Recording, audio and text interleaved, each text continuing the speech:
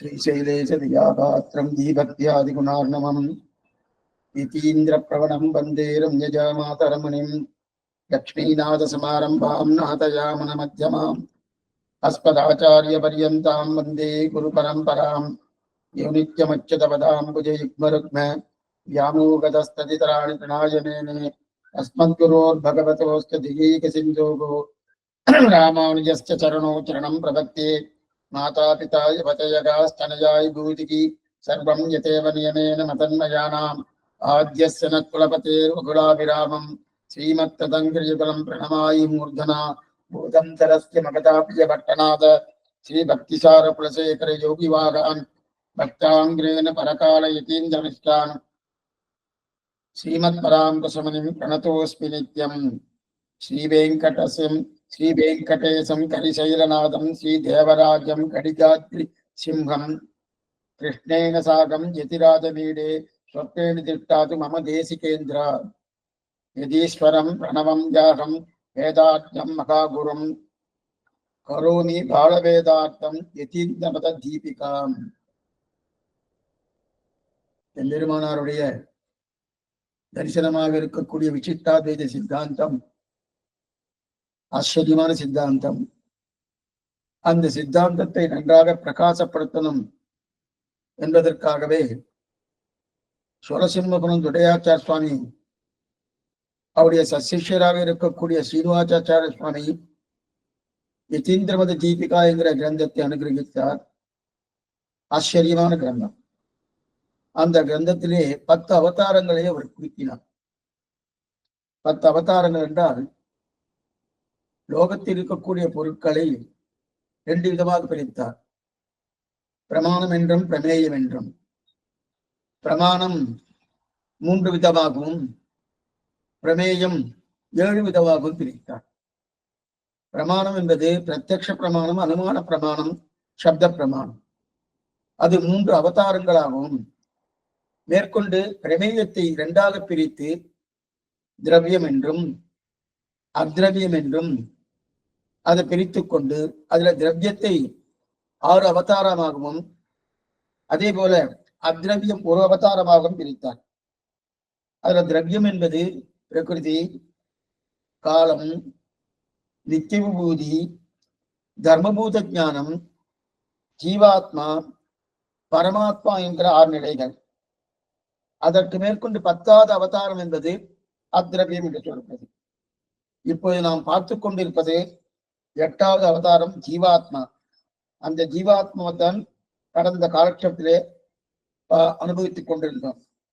அதிலே ஜீவாத்மாவுக்குண்டான நிலை என்ன?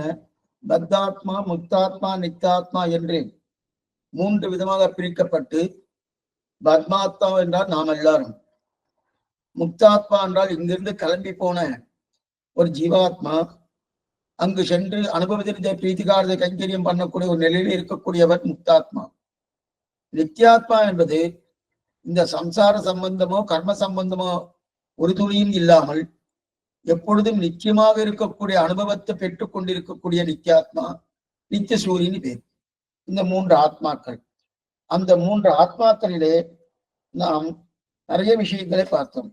அதற்கு மேற்கொண்டு இதிலே பிரபன்னன் என்ன, பக்தி என்னன்றது பார்த்தோம். அதிலே பக்தர்கள் 2 வகை. அதைத்தான் நம்ம இருக்கணும். பக்தர்கள் 2 வகைன்னு பார்த்தோம். பக்தர்கள் 2 வகைன்னா சாதன பக்தி, சாத்திய பக்தி. சாதன பக்தி என்ன? வியாசர் முதலானவர்களாலே பண்ணப்பட்டது சாதன பக்தி. சாத்திய பக்தி என்றால் நாதமணி தொடக்கமாக இருக்கக்கூடிய நம்முடைய பூர்வாச்சாரியர்களாக பண்ணப்பட்டது சாத்திய பக்தி. சாத்திய பக்தினா என்ன, சாதன பக்தினா என்ன சுவாமி? சாத்தியம்னா அந்த பக்தியே பலம். அந்த பக்தியை பண்ணி இன்னொரு பலத்தை நான் எதிர்பார்க்கப்பது கிடையாது. பக்தி செய்வதே பலம் தான் பல பக்தின்னு சொல்லலாம். அதுதான் சாத்திய பக்தின்னு பேர். சாதன பக்தி என்று இது கொண்டு இன்னொரு காரியத்தை நான் சாதிக்கிறேன். இந்த பக்தியை கொண்டு இன்னொரு காரியத்தை அப்படின்னா மோட்சம் போவதற்கு இல்ல வேற ஏதாவது புருஷார்த்தத்துக்கு சாதிக்கிறனோ அது சாதன பக்தின்னு பேர். ஆனால் சுவாமி ராமானுஜரே 3 விதமான பரபக்தி, பரஞான பரமபக்தி அப்படின்னு 3 விதமா பிரிக்கிறார். பரபக்தி, பரஜான பரபக்தி. சரி சுவாமி, பிரபக்தி பண்ணின பிறகு பக்தி எதற்கு? இப்ப நமக்கெல்லாம் பக்தி உண்டா இல்லையா? நமக்கன்னா யார் சுவாமி? பிரபன்னால். அப்பன்னா சாத்திய பக்தி உண்டு, சாதன பக்தி இல்லை. பிரபன்னர்களுக்கு சாத்திய பக்தி உண்டு, சாதன பக்தி இல்லை. அப்படின்னா என்னது? இந்த பக்தி பண்றதே பிரயோஜனம். ஏன்னா திருவாராதனை பண்றோம், தலிகை பண்றோம், மெழுகிறோம், கோலம் எடுக்கிறோம், சேவாகாலம் பண்றோம், என்னென்ன உண்டோ அந்த கைங்கரிய புத்தியா பண்றோமோ, அந்த கைங்கரிய புத்தியா பண்ணப்பட்ட பக்தி எல்லாமே சாத்திய பக்தி, சாதனம் இல்லை. அதுக்கு பல பக்தின்னு பேர். சரி, அது எதுக்கு சுவாமி? நாமெல்லாம் பிரபன்னாலாச்சே. பிரபன்னா சரணாகதி நிட்டர்கள். சரணாகதி நிட்டர்களுக்கு பக்தி தேவையான்னா, பக்தி பிரபக்தி பண்ண பிறகு பலமாக பக்தியை கேட்கிறான். ஏன் கேட்கிறேன்னா, சாதன பக்தியா இல்லை, சாத்திய பக்தியா கேட்கிறோம். பெருமாளை அனுபவிக்கணுமோனோ அதுக்கு பக்தி தேவை. நித்திய திருவாராதனை பண்ணமோனோ அதுக்கு பக்தி தேவை. மற்ற கைங்கரியங்கள் பண்ணமோனோ அதுக்கு பக்தி செய்யும். ஏன் நாம சங்கீர்த்தனம் பண்றமோனோ அதுக்கும் பக்தி தேவை. பிரதட்சணம் எல்லாம் பண்றமோனோ அதுக்கும் பக்தி தேவை. ஆனா இந்த பக்தி உபாயமாக அல்ல, இந்த பக்தி சாத்தியமாக, அதுதான் ரொம்ப முக்கியம். இந்த பக்தியை சாத்தியமாக கொண்டோம். ஆக அப்படிப்பட்ட பக்தி சொல்லிட்டாரு. இப்ப பக்தியை பார்த்துட்டோம். அடுத்தது பிரபக்தி. பிரபக்தினா என்ன சுவாமி? பிரபக்திக்கு நாமெல்லாம் பிரபன்னர்கள் சொல்றோம். அப்ப பிரபக்தி பண்ணவர்கள் பிரபன்னர்கள். சரி, பிரபக்திக்கு உண்டான நிலை என்ன? ஆகிஞ்சன்யம் அனன்ய கதித்தம், இது ரெண்டும் இருக்கணும் பிரபக்தி. ஆகிஞ்சன்யம் அனன்ய கதித்தம். ஆகிஞ்சன்யம் என்றால், பகவானை உன்னை பெறுவதற்கு என் கையில் ஒன்றுமில்லை, உன்னை பெறுவதற்கு கிஞ்சனன், ஒரு சிறு துளியும் இல்லை. அகிஞ்சனன், எதுவுமே கிடையாது. உன்னை பெறுவதற்கு என்னிடத்தில் எதுவும் இல்லை. அப்படின்னா அர்த்தம், கர்மயோகமும் ஞான யோகமும் பக்தி யோகமும் ஏதும் இல்லை. அடியே அகிஞ்சனன், இது ஆகிஞ்சன்யம். அதுக்கப்புறம் அனன்ய கதி. அனன்ய கதினா நமக்கு வேறு புகலிடம் இல்லை, வேறு புகலிடம் இல்லை. அப்படின்னா நாங்க வேறு தேவதாந்திரமும் இல்லை, வேறு புகலிடமும் இல்லை. நீ கைவிட்டாயானால் எனக்கு வேறு புகலிடம் இல்லை அப்படின்னு தெரிவிக்கிறார். அப்ப ஆகிஞ்சன்யம் என்னது? ஆகிஞ்சன்யம் தான் உன்னிடத்தில் கையில் ஒன்றுமில்லை அப்படின்னு தெரிவது. உன்னை பெறுவதற்கு அனன்ய கதித்தம், வேறு புகலிடம் இல்லை. இந்த ரெண்டுமே ஒத்துக்கொண்டவன் தான் பிரபன்னன். சரணாகதி நீட்டன் இந்த ரெண்டுமே ஒத்துக்கொண்டவன். அப்ப ஆகிஞ்சன்யத்தை தான் சுவாமி நம்மாழ்வார் 104 பதிகத்திலும் அனன்ய கதித்தத்தை 6வது பதிகத்திலும் தெரிவித்தார். 104 நுண்ணறிவிலேன் ஆகிலும் இனி உன்னை விட்டொன்றும் மாற்ற இருக்கின்றேன் அரவினனை அம்மானே சேட்டுத்தாமரை சென்னலோடு மலர் சிறீவர மங்கள நகர் வீட்டிருந்த எந்தா உனக்கு மிகையல்லேன் அங்கேன்னு ஆரணக்கு நின் பாதமே சரணாக தந்துழிந்தாள் அப்படின்னு தினம். அப்ப இது ஆகிஞ்சன்யம். அனன்ய கதி தத்துவத்தை 6வது பதிகத்துல இருக்கிறது. அனன்ய வேறு கதி இல்லை, கலைவாய் துன்பம் கலையாதுவாள் கலைகன் மற்றிலேன் வளைவாய் நேமி படையாள் குழந்தை கிடந்த மாமாயா தளராவுடலம் எனதாவி கை சரிந்து போகும்போது இளையாதவதால் ஒடுங்க பிடித்து கோதை சனி ஏன் தெரிவிக்கிறாளியா? அப்ப பகவானே, தேவரீர் தான் உபாயம், நம்மிடத்தில் கைமுதல் ஒன்றுமில்லை தெரிவிக்கக்கூடியதான் ஆகிஞ்சன்யம் அனன்ய கதித்தம். அப்பனா மோட்சத்துக்கு போறதுக்கு ஒண்ணும் இல்லையா? ஒண்ணும் கிடையாது. மோட்சத்துக்கு போறது ஏன்னா என்னுடைய ரட்சணம் உன் பொறுப்பு, சமர்ப்பிப்பதுதான் பிரபக்தி. என்னுடைய ரட்சணம் உன் பொறுப்பு என்று யாரெல்லாம் உறுதி கொள்கிறார்களோ அவர்கள் பிரபன்னன். இப்ப இதெல்லாம் நம்ம நம்ம நம்ம ஒவ்வொருத்தரும் தங்கள் நெஞ்சை தொட்டு பார்த்துக்கணும், நாம அந்த மாதிரி இருக்கோமா? என்னுடைய ரட்சணம் உன் பொறுப்பு, நீ இட்ட வழி அப்படின்ற இருக்கணுமோ, அந்த நிலையோடு யார் இருக்காளோ அவாவது பிரபன்னன்னு பேரு. இது வரைக்கும் பார்த்துக்கணும். இப்ப இதுக்கு முன்னாடி அடியேன் இந்த இது இருக்கணும், முன்னாடி ஒரு அட்டவணை பார்த்த. அதாவது பிரமாணம் பிரமேயம், பிரமாணத்தை 3ஆ பிரிச்சோம், பிரமேயத்தை திரவியம் என்றும் அத்திரவியம் பிரித்தோம், அதுல திரவியத்துல ஜடம் அஜடம்னு பிரித்தோம், அதற்கு முன்ன ஜடத்தை 2ஆ பிரிச்சோம், பிரகிருதி 24 தத்துவங்கள் கால தத்துவங்கள் பிரிச்சோம். அஜரத்துல பராக்கு பிரத்யக்னு பிரித்தோம். அதுக்கு மேல பராக்ல நித்திய விபூதி தர்மபூத ஞானம் பிரித்தோம். அதே ஒரு பிரத்யக்ல ஜீவாத்மா ஈஸ்வரன் பிரித்தோம். அதுக்கு மேல ஜீவாத்மாவை மூணா பிரித்தோம். பத்த ஜீவாத்மா, நித்திய ஜீவாத்மா, முக்த ஜீவாத்மா பிரித்தோம். அதுல பத்த ஜீவா இதெல்லாம் நம்ம பார்த்துட்டே வருவோம். இந்த அட்டவணை கையில இருந்தா ரொம்ப நல்லது. அந்த பத்த ஜீவாத்மாவை ரெண்டா பிரிச்சோம், புபுட்சு முமுட்சுன்னு. அந்த புபுட்சுலே அர்த்த காம பரன் தர்ம பரன் இதெல்லாம் நம்ம முன்னாடி பார்த்திருக்கோம். அர்த்த காம பரன்னா அவன் புபுட்சு தான். ஆனா அவனுக்கு தேகாத்மா அபிமானம்லாம் இல்லை, தேகம் வேறு ஆத்மா வேறு அந்த அபிமானம் உண்டானா கிடையாது. அவன் பணம் சம்பாதிக்கிறதுலே சரீரத்துக்கு அனுபவத்துக்கே பார்த்துட்டு இருக்கான். அவனுக்கு அர்த்த காம பரன் பேரு. தர்ம பரன் அவனுக்கு நான் நல்லது பண்ணணுமே, புண்ணியம் பண்ணணுமே, மோட்சம் போகிறதுக்கெல்லாம் அவனுக்கெல்லாம் ஆசை கிடையாது. நல்லது பண்ணணும், புண்ணியம் பண்ணணும் அப்படின்றது காரணம். அவன் தேகம் பேரு ஆத்மா வேறு நினைச்சுட்டு இருப்பான். அவன் தர்ம பரன் பேரு. அதுக்கு மேல முமூச்சு. முமூச்சு யாருன்னா கைவல்யார்த்தி ஒண்ணு, பரம மோக்ஷார்த்தி ஒண்ணுன்னு ரெண்டா பிரிக்கிறார். அதுல கைவல்யார்த்தி நம்ம அதுவும் பார்த்துட்டோம். கைவல்யார்த்தினா யாரு அப்படின்றது பார்த்துட்டோம். அதுல என்னென்ன வித்தியாசங்கள் உண்டு வேதாந்த தேசிகருக்கும் அதே போல பிள்ளலோகாச்சாரிக்கும். கைவல்யார்த்தி இந்த லோகத்துல இருக்காரா இல்ல செய்வை கொண்டதுக்கு போய் அங்கு ஒரு முறையில உட்கார்ந்துட்டு இருக்காரான்றதுல அதெல்லாம் பார்த்துட்டோம். அதுக்கு மேல தர்மபரனிலே வேதாந்த பரன்.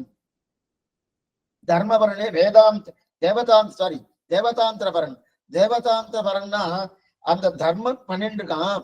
தேவதாந்திரங்களை முன்னிட்டு கொண்டு தர்மம் பண்ணக்கூடியவா இருக்கா, பகவானை முன்னிட்டு கொண்டு தர்மம் பண்ணக்கூடியவா இருக்கா, அது தர்ம பரன்ல அதையும் பார்த்துட்டோம். அதுக்கு மேல கைவல்யார்த்தியில பரம மோக்ஷார்த்தி.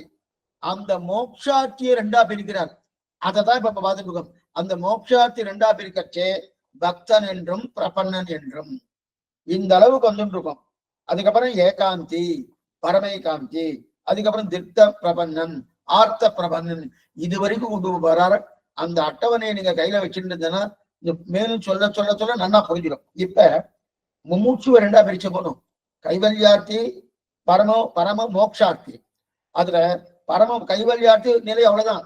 அது ஏழு நிலத்தில் இடுவதன் முன்னம் மந்தியங்கள் குரான் புகுந்து அவன் அதோ கதிதான் பார்த்தோம். இல்லையே சுவாமி வேதாந்தேசிக்கு வேறு விதமா சொல்லியிருக்காருன்னா ரெண்டுத்துக்குமே சாஸ்திர வாக்கியங்கள் உண்டு. அது பெரியவங்க விசாரம் பண்ணிக்கிறா இருக்கட்டும். இருந்தாலும் நாம இங்க ஆழ்வார் பிரகாரம் எடுத்தது என்னன்னா, அவ போயாச்சுன்னா அதோ கதி, இனி அவன் திரும்புதல் கிடையாது, இனி அதிலேயே இருக்க வேண்டியதான் அப்படியே உழண்டு கொண்டு இருக்க வேண்டியதான் அப்படின்னு சொல்லி முடிச்சுட்டார் நம்முடைய பூர்வாச்சாரியர்கள். அதுக்கு மேலே பரம மோக்ஷார்த்தின்றது அதுதான் பக்தன்னு ஒண்ணு பிரிச்சோம். பக்தனை என்ன பண்ணோம், ரெண்டு வகையா பிரிச்சோம். சாதாரண பக்தி, சாத்திய பக்தி பிரிச்சோம். அதுக்கு மேல இப்ப பிரபன்னன் பார்க்கிறோம். பிரபன்னன் எப்படி இருக்கு, பிரபன்னனையே ரெண்டா பிரிக்கணும்.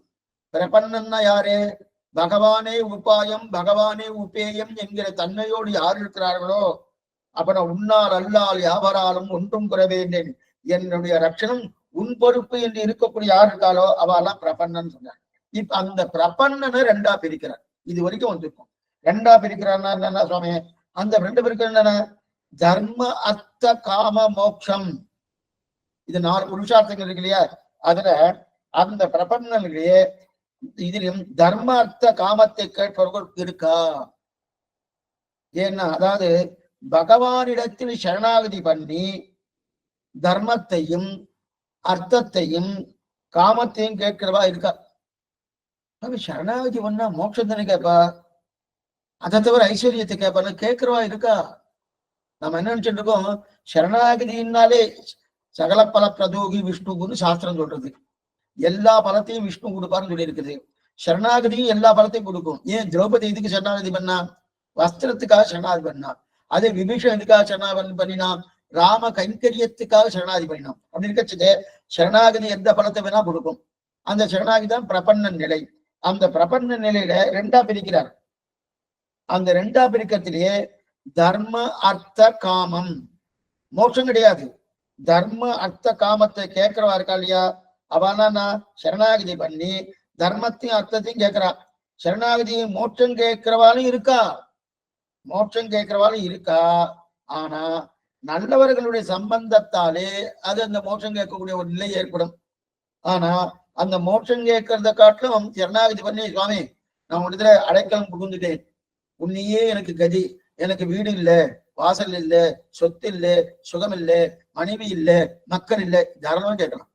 கேட்டு இருக்கா, அதுக்குண்டான பலனையும் பகவான் கொடுத்திருக்காரு, இருக்கு இல்லையா? இது இருக்கட்டும். இப்ப அதாவது அப்ப நல்லவர்களின் சம்பந்தத்தால் எது நித்திய வஸ்து, எது அனித்திய வஸ்து என்பதும், எது கைவிடத்தக்கது, எது கொள்ளத்தக்கது, பரமாத்மா கொள்ளத்தக்கது, அதுக்கு மேல அச்சித் வஸ்து கைவிடத்தக்கது அப்படின்னு விவேக ஞானம் ஏற்பட்டு புரிஞ்சு சம்சாரத்தில வெறுப்பு ஏற்பட்டு, ஆனா நல்லதை பத்தனம் என்கிற வைராக்கியம் ஏற்பட்டு மோட்சத்துல விருப்பம் இருந்து அந்த விருப்பத்துக்காக எது சித்திக்காக விஷ்ணு பக்தனாய் நல்ல தேக சம்பந்தத்தோடு இருக்கக்கூடிய ஆச்சாரியனை பத்தி. இப்ப இந்த பிரபன்னன் ஆனதுக்கு அப்புறம் ஆச்சாரண பத்தனமா இல்ல ஆச்சாரண பத்தனதுக்கு அப்புறம் பிரபன்னனா? ஆச்சாரண பத்தினதான் பிரபன்னன். சரி, அப்பதான் சரணாகி ஆயிடுச்சுன்னா அந்த மாதிரி ஆச்சாரண பத்தனமானோ, அதாவது இப்படிப்பட்ட ஆச்சாரன் என்னென்ன ஆச்சாரியன்? நல்ல வைராக்கியத்தோடு இருக்கணும், நல்ல விவேக ஞானம் இருக்கணும், சம்சாரத்துல வெறுப்பு இருக்கணும், அதை மட்டும் மோட்சத்துல விருப்பம் இருக்கணும். இதெல்லாம் அது மாதிரி விஷ்ணு பக்தனா இருக்கணும். மோட்சத்துல விருப்பம் இருக்க சுவாமி, ஏதோ ஒரு தேவதாந்திரம் பிரயோஜனம் இல்லை. விருப்பம் விஷ்ணு பக்தனா இருக்கக்கூடிய ஒரு அந்த ஆச்சாரனை பற்றி, இப்படிப்பட்ட ஆச்சாரனையோடு பற்றி, அப்படிப்பட்ட குருவை அடைந்து அவர் மூலமாக புருஷகார பூதையாக இருக்கக்கூடிய பிராட்டியை பற்றி, அந்த பிராட்டியை அடைந்து புருஷகாரம் மூலமாக பக்தி மூலமாக முதலான மாற்று உபாயங்களை விருப்பம் இல்லாமல், இந்த பிரபஞ்சம் எப்படி இருக்கணும்? பக்தியில விருப்பம் இல்லாமன்னு அர்த்தம். சாத்திய பக்தியில விருப்பம் இருக்கலாம், சாதன இது கொஞ்சம் நல்லா புரிஞ்சுக்கணும். ஏன்னா பக்தி விருப்பம் இல்லைன்னா பக்தியே வேண்டாம், பிரபண்ணனுக்கு பக்தி வேண்டாம்னு அர்த்தம் இல்லை. பிரபண்ணனுக்கு பக்தி உண்டு, ஆனா பல பக்தி சாத்திய பக்தியை தவிர சாதன பக்தி கிடையாது. அப்ப அந்த பக்தியிலே சாதன பக்தியிலே விருப்பம் இல்லாமல், மேலும் அது நமக்கு சக்தியே இல்லையே சுவாமி. கர்மயோகம், ஞான யோகம், பக்தி யோகம் பண்ணா அதுக்கு சக்தி இருக்கா? சக்தி இல்லையே. சக்தி இல்லாத மட்டும் இல்ல, பிராப்தி இல்லை. சக்தி இல்லாத மட்டும் பிராப்தி இல்லையேன்னா என்னுடைய பாரதந்திரியத்தை அதுக்கு விரோதமா இருக்கு. ஏன்னா சுதந்திரத்தை காமிக்க நான் பண்ணினேன், பக்தி பண்ணாலே, சாதன பக்தி பண்ணாலே நான் பண்ணினேங்கிற எண்ணத்தோடு பண்ணணும், அது பிரதானமா இருக்கு இல்லையா? அப்ப அது சுவாதந்திரம் வந்துடுறதுனோ, அப்ப அது எதுக்கு எதிர்த்தட்டா இருக்கு? பாரதந்திரத்துக்கு விரோதமா இருக்கணும்.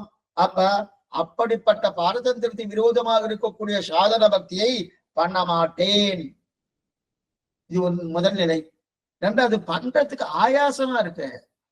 முடியறதா சுவாமி? இன்னைக்கு காலக்ஷேபம் கேட்கணும்னாலே நாற்காலி இருக்கான்னு கேட்கிறான். அடிய வெளியில சொல்றேன். இப்ப நெட்ல கேட்கறேன்னா அது வேற விஷயம். ஆறு எப்படின்னு கேட்கறாள், அவளுக்கு தகுந்த போல அவளுடைய நிஷ்டைக்கு தகுந்த அவள் கேட்டுட்டு இருக்கா, அது வேற. அதே வெளியில ஒரு திறந்த வெளியில ஒரு காலட்சேபம் வரணும்னா எல்லாம் அந்த காலத்துல எல்லாம் கீழே உட்கார்ந்துட்டு இருந்தா, சொல்றவரும் கீழே தான் உட்கார்ந்துருந்தார், பனையில உட்காருவார்.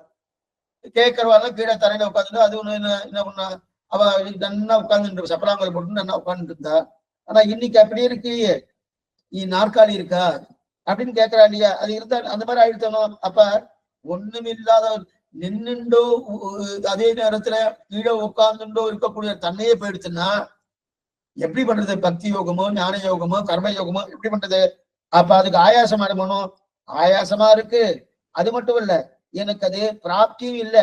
அது மட்டும் இல்ல, தனக்கு இருக்கும் சுவாதந்திரியம் வந்துடுறது. பக்தி பண்ணாலே சுவாதந்திரியம் வந்துடுறது. நான் பண்ணேன் என்கிற அந்த சுவாதந்திரியம் வந்துடுறதுனும் அதெல்லாம் வந்துடுது. அப்ப பக்தி பண்ணா, அப்ப பிரபக்தி என்னாலே நம்ம இடத்துல சுவாதந்திரியமே இருக்காது. பிரபக்தி நீங்க பண்ணல வச்சுங்க, சுவாதந்திரியத்தை விட்டவன் தான் பிரபக்திக்கு அதிகாரி. பிரபக்திக்கு அதிகாரி யாருன்னா, சுவாமி என்கிட்ட கொஞ்சம் துணி சுவாதந்திரம் இருக்கு, இருந்தாலும் நான் பிரபன்னன் சொல்ல முடியும். நான் பிரபன்னன்னு சொல்லியாச்சுனாலே பரதந்திரனோடு இருக்கணும், பாரதந்திரிய பூர்த்தியா இருக்கணும். சுவாதந்திரம் ஒரு துளியும் இருக்காது, இருக்கவே படாது. அந்த மாதிரி இருக்கிறவன் இல்லையா? ஆக மேலும் ஒரு கைமுதல் இல்லாதவன், அதாவது இத்த கொடுத்தேன் அதனால பகவான் கொடுத்தார், நான் பிரதட்சணம் பண்ணினேன் அதனால பகவான் மோட்சம் கொடுத்தார், நான் தலிகை பண்ணினேன் அதனால பகவான் மோட்சம் கொடுத்தார், அடியன் திருவாராதனை பண்ணேன் அடியன் அதனால மோட்சம் கொடுத்தார், அடியன் காலக்ஷேபம் கேட்டேன் இதையும் சொல்லலாம். காலக்ஷேபம் கேட்டா மோட்சம் இல்லையான்னா கேட்டபடியாலும் மோட்சம் இல்லை. அப்ப கேட்கறதுக்கு சுவாமி கேட்டா ஒண்ணுமில்லை, அவனுடைய அனுக்கிரகத்தால் தான் எனக்கு மோட்சம்னு தெரிஞ்சுக்கிறது தான் காலக்ஷேபமே. அவனுடைய நெருகேதுக்கு கட்டாட்சம். இப்ப காலக்ஷேபம் வேண்டாமான்னா வேணும். எதுக்கு வேணும்னா இந்த காலக்ஷேபம் கேட்டா மோட்சத்துக்காக இல்ல, கேட்ட உடனே என்ன தெரியுது எனக்கு, ஓ நான் கேட்டபடியால் இல்ல, என்னால எதுவுமே சாதிக்க முடியாது, பகவான் தான் சாதிக்கிறான் என்கிற எண்ணம் ஏற்பட்டு அவன் திருவடி பலத்தாலே நிருகேதுக கட்டாட்சத்தாலே அவன் திருவடியை பிராபிக்கிறேன், இது தெரிந்து கொள்வதற்கு தான் காலக்ஷேபமே. அப்ப காலக்ஷேபம் கேட்கிறபடியாலே மோட்சம் கிடையாது, எந்த காரியம் பண்றதுனாலும் மோட்சம் கிடையாது. அப்ப என்ன, அவன் திருவடி தான் கொடுக்கிறது. அந்த எண்ணம் வரணுமோனோ, அந்த எண்ணம் பூர்த்தியா வந்துருச்சு. அப்படிப்பட்டவன் தான் பிரபன்னன், கைமுதல் இல்லாதவன், எந்த விதமான கைமுதல் இல்லாதவன் தான். இதை 6 வித ஷட்விதா சரணாகதின்னு 6 விதமாக தெரிவிக்கிறார்கள். ஷட்விதா சரணாகதி அப்படின்னு தெரிவிக்கிறார். ஆணுகூல்யஸ்ய சங்கல்பகா, பிராதிகூல்யஸ்ய வர்ஜனம், ரக்ஷசிஷீதி விஸ்வாசகா, கோத்ருத்வ வர்ணம் ததா கார்பண்ய ஆத்ம நிஷேபே சக்திஜா சரணாகதின்னு தெரிவிக்கிறார். இந்த 6மே என்னது, இன்னைக்கு இந்த 6 ஏற்பட்டவனா இருப்பான் இல்லையா, இந்த 6 ஏற்பட்டவனா இருக்கிறவன் தான் பிரபன்னன். எந்த இது, ஆணுகூல்யஸ்ய சங்கல்பகா, பிராதிகூல்யஸ்ய வர்ஜனம், ரக்ஷசிஷீதி விஸ்வாசகா, கோத்ருப்த வர்ணம் ததா கார்பண்யம் ஆத்ம நிஷேபம். இந்த 6 ஏற்படணும். இந்த 6 ஏற்படணும்னா இருக்கு புரியத்துக்கா சொல்றேன். இதுல ஒரு சிறு பேதங்கள் உண்டு. வேதாந்த தேசிகருக்கும் அடிக்கடி இதை பார்த்துட்டே வரும் அடிக்கடி. ஆனா இதை நீங்க அடி சொல்ல சொல்ல என்ன தோணும்னா, ஓ அப்பன்னா இவாளுக்குள்ளே மாறுபட்ட கருத்து இருக்க போட்டிருக்கு, அப்ப சம்பிரதாயமே இவ்வளவுதான் போட்டிருக்கு, அப்ப சரியான கருத்து இல்லை போடணும், அப்படி இல்லை, அப்படி எண்ணம் இல்லை. இதுக்கு யோஜனா பேதம்னு பேரு. இதுக்கு என்ன பேருன்னா யோஜனா பேதம்னு பேரு. பேதம் பேரு அப்படின்னா, யோஜனா பேதம்னா என்ன சுவாமி, சிறிய யோஜனா பேதம் அப்படின்னா, எனக்கு சாதம் பிடிச்சிருக்கு, இன்னொருத்தருக்கு மோரம் பிடிச்சிருக்கு, இன்னொருத்தருக்கு குழந்தை பிடிச்சிருக்கு, ஒவ்வொருத்தரும் ஒரு நிலையில இருக்கா. ஆனா ரெண்டுமே தேவை. ஏன்னா ரெண்டும் இருந்தா, ஆனா அதனால அதுல போட்டி பொறாம வரப்படாது. ஆனா இன்னைக்கு அது ரொம்ப கட்டம். போட்டி பொறாம என்பது வரவே படாது. போட்டி பொறாம வந்தாலும் அது பெரிய ஆபத்து. அப்ப என்ன பண்ணலாம், இந்த மாதிரி நிலை இருக்கு, இந்த மாதிரி நிலை இருக்குன்னு சொல்லலாமே தவிர, சாத்தமதுன்னு ஒண்ணு இருக்கு, நெலிகவியமதுன்னு ஒண்ணு இருக்கு தெரிவிக்கிறோம்னா, சில பேர் நெலியே சாப்பிடுறா, சில பேர் சாத்தமதி சாப்பிடுறா. அப்ப சாத்தமதி சாப்பிடறாலும் நல்லவா சுவாமி, நல்லா ஜீரணமா இருக்கும், நெல்லி சாப்பிடறா அப்படியே அடிச்சுக்கும் சுவாமி, அதனால அது நல்லது இருக்குன்னு சொல்ல முடியுமான்னு கிடையாது. நெல்லியும் வேணும், சாத்தமதி வேணும், அதே மாதிரிதான் இருக்கும். இருக்கட்டும், அப்படி இருக்க செய்து இப்ப இந்த இடத்துல யோஜனா பேதம் உண்டுன்னு, யோஜனா பேதம் ஒண்ணுங்கிறாங்க. இதுல வேதாந்த தேசிக்கும் அதே போல லோகதேசிகன் என்று சொல்லக்கூடிய திருலோகாச்சாரியருக்கும் மாறுபட்ட கருத்து உண்டு. என்னன்னா, பிரபக்தி என்பது வந்தாலே பகவானத்துல ஆத்மாவை சமர்ப்பிக்கணும், ஆத்ம சமர்ப்பணம் பண்ணணும். ஆத்மா அப்படின்னா அந்த ஆத்ம சமர்ப்பத்துக்கு ஆத்ம சமர்ப்பணம் பண்ணணும். அதாவது உணர்விலும்பல் ஒருவனை அவனதருளால் உடற்பொருட்டு என் உணர்வனுள்ளே இருத்தினேன், அதுவும் அவனது இன்னருளே. சமர்ப்பிக்கணுமோ, அந்த சமர்ப்பிப்பதிலே 2 விதமான மாறுபட்ட கருத்துக்கள் உண்டு. அப்பன்னா இந்த 5, எந்த 5, ஆணுகூல்யஸ்ய சங்கல்பகா, பிராதிகூல்யஸ்ய வர்ஜனம், ரஸ்யசிஷீதி விஸ்வாசகா, கோப்திருப்த வர்ணம், கார்பண்யம். இந்த 5ம் என்ன ஆகுதுன்னா, இந்த 5ம் அங்கங்களாக இருந்து கொண்டு ஆத்ம சமர்ப்பணம் பண்ணுகிறோம் என்பது வேதாந்த தேசியுடைய பட்சம், வேதாந்த தேசியுடைய பட்சம். ஆனா இந்த 5ம் அங்கங்கள் கிடையாது. அப்ப இந்த 5க்கு என்ன என்ன என்ன என்ன பாவம், அங்க 5 இருக்கணும், 5 இல்லாம இல்ல. 5ன்னா என்ன, இந்த 5க்கு என்ன அர்த்தம்னு சொல்லிடுறேன். இந்த 5 இருக்கணும், ஆனா அந்த 5 எப்படி இருக்கணும்னா அந்த நிலையில இருக்கணும். அப்ப அந்த 5க்கு என்னது, சம்பாவித ஸ்வபாவங்கள். சம்பாவித ஸ்வபாவங்கள் விவரிக்கிறேன் என்னன்றது. சம்பாவித ஸ்வபாவங்கள்னு தெரிவிக்கிறார் சுவாமி திருலோகாச்சாரியர். ஆனா வேதாந்த தேசிகள் இந்த 5ம் அங்கங்கள்னு தெரிவிக்கிறார். என்ன வித்தியாசம் பார்ப்போம். முதல்ல இந்த 5 என்னதுன்னு பார்ப்போம். ஆணுகூல்யஸ்ய சங்கல்பகா, பகவானுக்கு அனுகூலமாக இருக்கிறது மட்டும்தான் செய்வேன் அப்படின்னு என்ன அர்த்தம். ஆணுகூல்யஸ்ய சங்கல்பகானா அவனுக்கு பிடித்ததை செய்வேன், பிடித்ததை செய்வேன், அவனுக்கு அனுகூலமாக இருக்கிறது தான் செய்வேன். அப்படின்னா இதம் குரு, இத பண்ணுன்னு சாஸ்திரம் விதிச்சிருக்கணும், அதை மட்டும் தான் பண்ணுவேன். பகவானுக்கு பிடித்தமேதோ அதான் பண்ணுவேன். இது ஆணுகூல்ய சங்கல்பகா. அதுக்கப்புறம் பிராதிகூல்யஸ்ய வர்ஜனம்.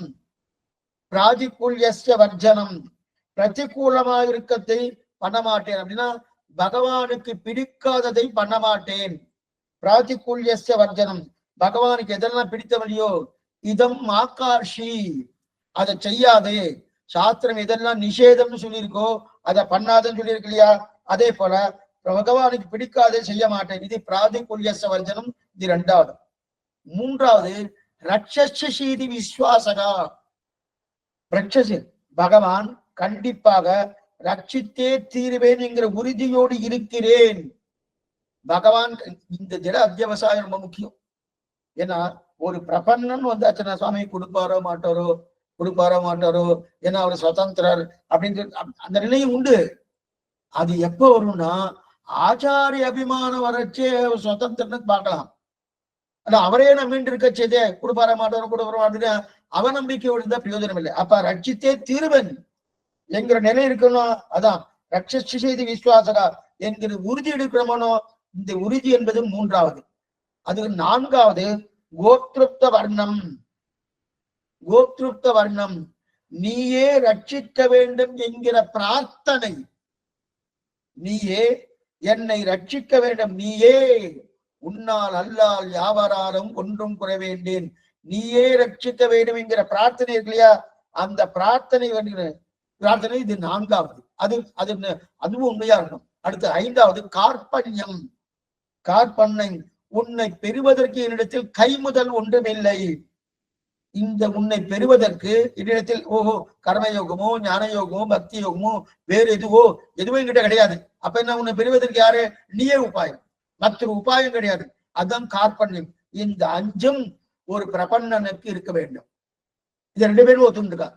வேதாந்தேசம் ஒத்துண்டிருக்காரு, பிரலோகாச்சாரம் ஒத்துண்டிருக்காரு. ஆனா இந்த அஞ்சும் அங்கங்களாக இருக்கு அப்படின்னு அங்கங்களாக வைத்துக் கொண்டு ஆத்ம சமர்ப்பணம் பண்ணுகிறேன், என்னுடைய ஆத்மாவை சமர்ப்பணம் பண்ணுகிறேன் அப்படின்னா பகவானுக்கு பிடித்ததை பண்றேன், பிடிக்காததை பண்ண மாட்டேன்.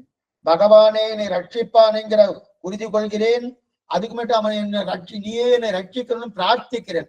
அந்த பிரார்த்தனைக்கு மேலே உன்னை பெறுவதற்கு என்று கைமுதல் ஒன்றும் இல்லை. இந்த அஞ்சும் அங்கங்களாக வைத்துக் கொண்டு என்ன நினைக்கிறேன், நான் என்னுடைய ஆத்ம சமர்ப்பணம் பண்ணுகிறேன் என்பது தேசிகன் பட்சம். ஆனால் லோக தேசிகன் என்று சொல்லக்கூடிய திருலோகாச்சாரிய பட்சம் அங்கங்களே பிரபக்திக்கு கிடையாது. இது திருலோகாச்சாரிய பட்சம். அங்கங்களே பிரபக்தி கிடையாது. ஏன்னா அங்கத்தை பகவான் எதிர்பார்த்தான் அப்படின்னு வந்துட்டுன்னா அப்ப என்ன மறுபடியும் என்ன எதிர்பார்க்குது? உபாயாந்திர சம்பந்தம் வந்துடும். அப்ப இதை நான் பண்ணினபடியால் அது கொடுத்தான்னு வந்துருக்கணும். அங்கன்னு வந்துட்டாலே வம்புதான். அங்கன்னு வந்து பகவான் தான் உபாயம். மற்ற பிரபக்திக்கு இது ரொம்ப முக்கியம். இது பகவானை தவிர இவரை எதைய கொண்டது உபாயமா ஆக்கினா அது உபாயாந்திர சம்பந்தம். அப்படின்னு என்ன அர்த்தம்? சாத்தியோபாயம். அது பக்தியோகத்துக்கு போயிடும், அது பிரபக்திக்கு வராது. பிரபக்திக்கு வராது. ஆனா இங்க அங்கம் ஆக்க முடியாது. அங்கம் ஆக்கியாச்சுன்னா இந்த வம்பு வருது. அது சாத்தியோபாயத்துக்கு போறது. அங்கங்கள் என்ன அதுல அங்கங்களா பண்ணியாச்சுனால இந்த கஷ்டம் வருது. உபாயாந்திர சம்பந்தம் வந்துடுறதுனோ. ஆகவே அங்கங்களாக எதிர்பார்க்க மாட்டார் பகவான். ஏன்னா அவரே சொல்றாரு, நீ எனக்கு ஒன்னும் பண்ண வேணாம், நீ வந்துடும், நான் உன்னை ரட்சிக்கிறேன். ஒன்னும் பண்ண வேண்டாம் ரட்சிக்கிறது. அதனால்தான் அப்ப இந்த அஞ்சும் வேணும், அஞ்சும் வேணும், ஆறும் வேணும். ஆறு என்னது? ஆத்ம சமர்ப்பணம் வேணும். அப்ப இந்த ஆறும் வேணும்னு சொன்னேனே சுவாமி. வேதாந்த தேசிக்கிறோம் இந்த அஞ்ச பிரதானமா இந்த அங்கம்னு ஆக்கிட்டேன். ஆனா லோக தேசிகனும் இது அங்கமாக்கினா உபாயாந்திர சம்பந்தம் வருது. நான் இதை பண்ணபடியால கொடுத்தாங்கிற குற்றம் இருக்கிறது. அது பகவானுக்கு ஆகாதுன்னு சொல்லிட்டு இருக்காரு. அப்ப இந்த அஞ்சு இருக்கணுமா வேண்டாமா? இருக்கணும். அஞ்சுல ஆறு ஆத்ம சமர்ப்பணம் இருக்கணும், ஆறு இருக்கணுமே, இருக்கணும். அப்ப இதுக்கு என்ன பேரு? சம்பாவித ஸ்வபாவங்கள்னு பேரு. சம்பாவித ஸ்வபாவங்கள் கொஞ்சம் நிதானமா கேட்கணும். சம்பாவித ஸ்வபாவங்கள் அப்படின்னா இது அப்படின்னு யார் தெரிவிக்கிறார்? லோகதேசிகன் என்று சொல்லக்கூடிய பிரலோகாச்சாரியர். சம்பாவித ஸ்வபாவங்கள் அப்படின்னா என்ன சுவாமி? சம்பாவித ஸ்வபாவங்கள்னா என்னது அப்படின்னா என்னன்னா ஒண்ணுமில்ல, ஒரு பெண்மணி நெல்லு குத்துறார். நெல்லு குத்தின்னு இருக்கச்சு வேர்வை வருமா வராத? நன்னாவே வரும் சுவாமி. அதுவும் நம்ம ஊர்ல எல்லாம் மே மாசமோ இல்ல சித்திரை மாசமோ வைகாசி மாசமோ நன்னா நெல்லு குத்தினா வேர்வை நன்னா வரும். வேர்வை வந்துட்டணும்.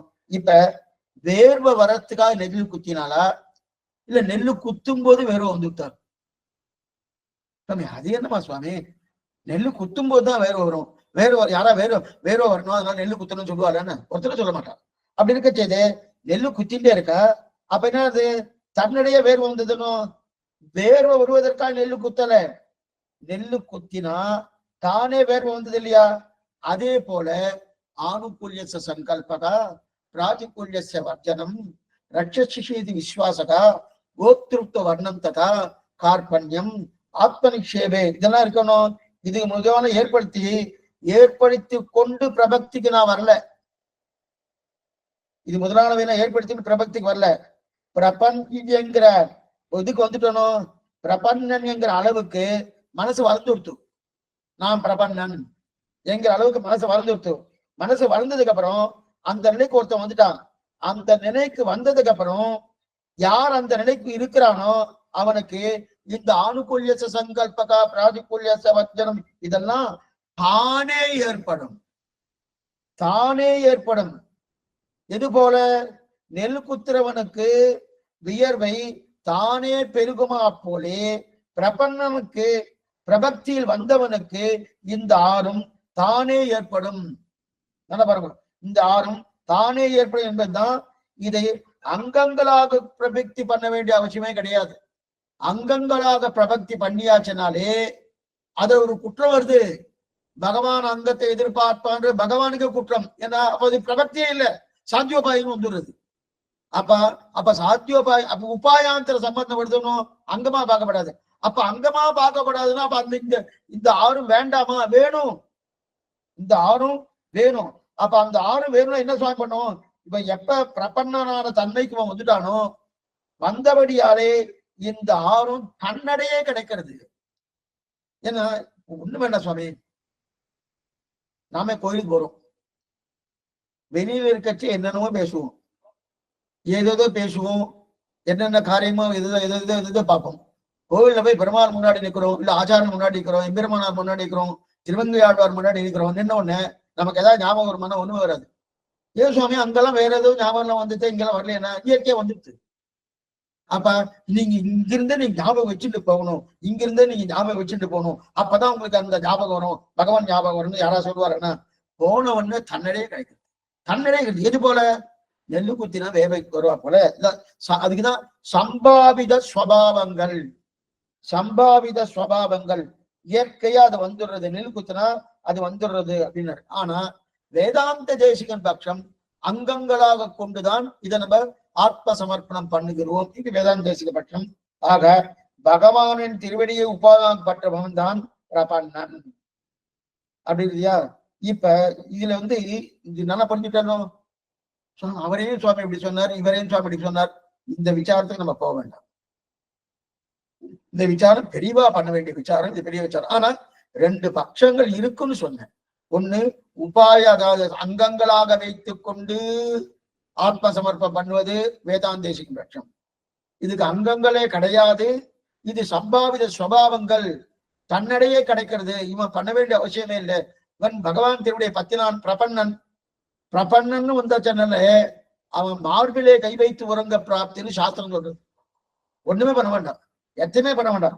அதனால அப்ப பண்ண வேண்டாம்னா அப்ப இந்த எண்ணங்களை வர வேண்டாமா? தன்னடையே வரும், தன்னடையே வந்துடும் அப்படின்னு தெரிவிக்கிறார். இது இது இது இந்த ரெண்டு பட்சம் உண்டு வேதாந்த. ஆக பகவானை திருவிழை உபாயமாக பற்றுபவன் பிரபன்னன். பிரபக்தி தான் சர்வாதிகாரம். அந்த சப்ஜெக்ட் அதோடு நம்ம க்ளோஸ் பண்ணிடுவோம். பிரபக்தி சர்வாதிகாரம். சர்வாதிகாரம்னா பக்தி சர்வாதிகாரம் கிடையாது.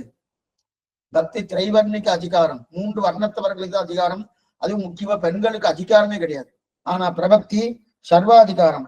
சர்வாதிகாரம் அது மட்டும் இல்ல, எல்லாரும் செய்யக்கூடியது. இதுல திரைவர்ணர் என்பது மட்டும் கிடையாது. 3 பிராமண சத்திரிய வைச்சா அவன் 3 பேருக்கு தானே பிரபன்னன்னு சொல்லியாச்சுன்னா சர்வாதிகாரம். சரி, இப்ப பிரபன்னனுடைய நிலை பார்த்துட்டோங்கன்னு பிரபன்னுடைய அங்கங்கள் பார்த்துட்டோம். அங்கங்கள்னா தேசிகன் பட்சம் பிரகாரம் அங்கங்கள், லோக தேசிகன் பட்சம் பிரகாரம் அங்கங்கள். இதை சம்பாவித சுவாவங்கள் பார்த்துட்டோம். இப்ப இன்னொன்னு என்னன்னா, இப்ப பிரபன்னன் என்னன்னா 2 வகை. இப்ப அந்த அட்டவணை எடுத்துட்டு இருக்கோம். அந்த அட்டவணையில கடைசியில பாருங்க, பக்தி, பக்தன், பிரபன்னன் வந்துருச்சு. பிரபன்னனை இப்ப 2ஆ பிரிக்கிறோம். 2ஆ என்ன சுவாமி பிரிக்கிறோம்? ஒண்ணு ஏகாந்தி, இன்னொன்னு பரமைகாந்தி. ஒண்ணு ஏகாந்தி, இன்னொன்னு என்ன சொல்ல மாஸ்டா போயிடவார்கள், அதெல்லாம் ஒண்ணும் இல்லை. இதுல என்ன சொல்லியிருக்கோ அதுதான் சொல்லிட்டு இருக்கேன். கூடவே கொஞ்சம் கொஞ்சம் அடியை சேர்த்துக்கிறேன். அப்ப பிரபன்னன் ஒண்ணு ஏகாந்தி, இன்னொன்னு பரமைகாந்தி. ஏகாந்தி யாரு? அவனும் பகவான் தான் பத்தின்னு இருக்கார். பரமைகாந்தி யாரு?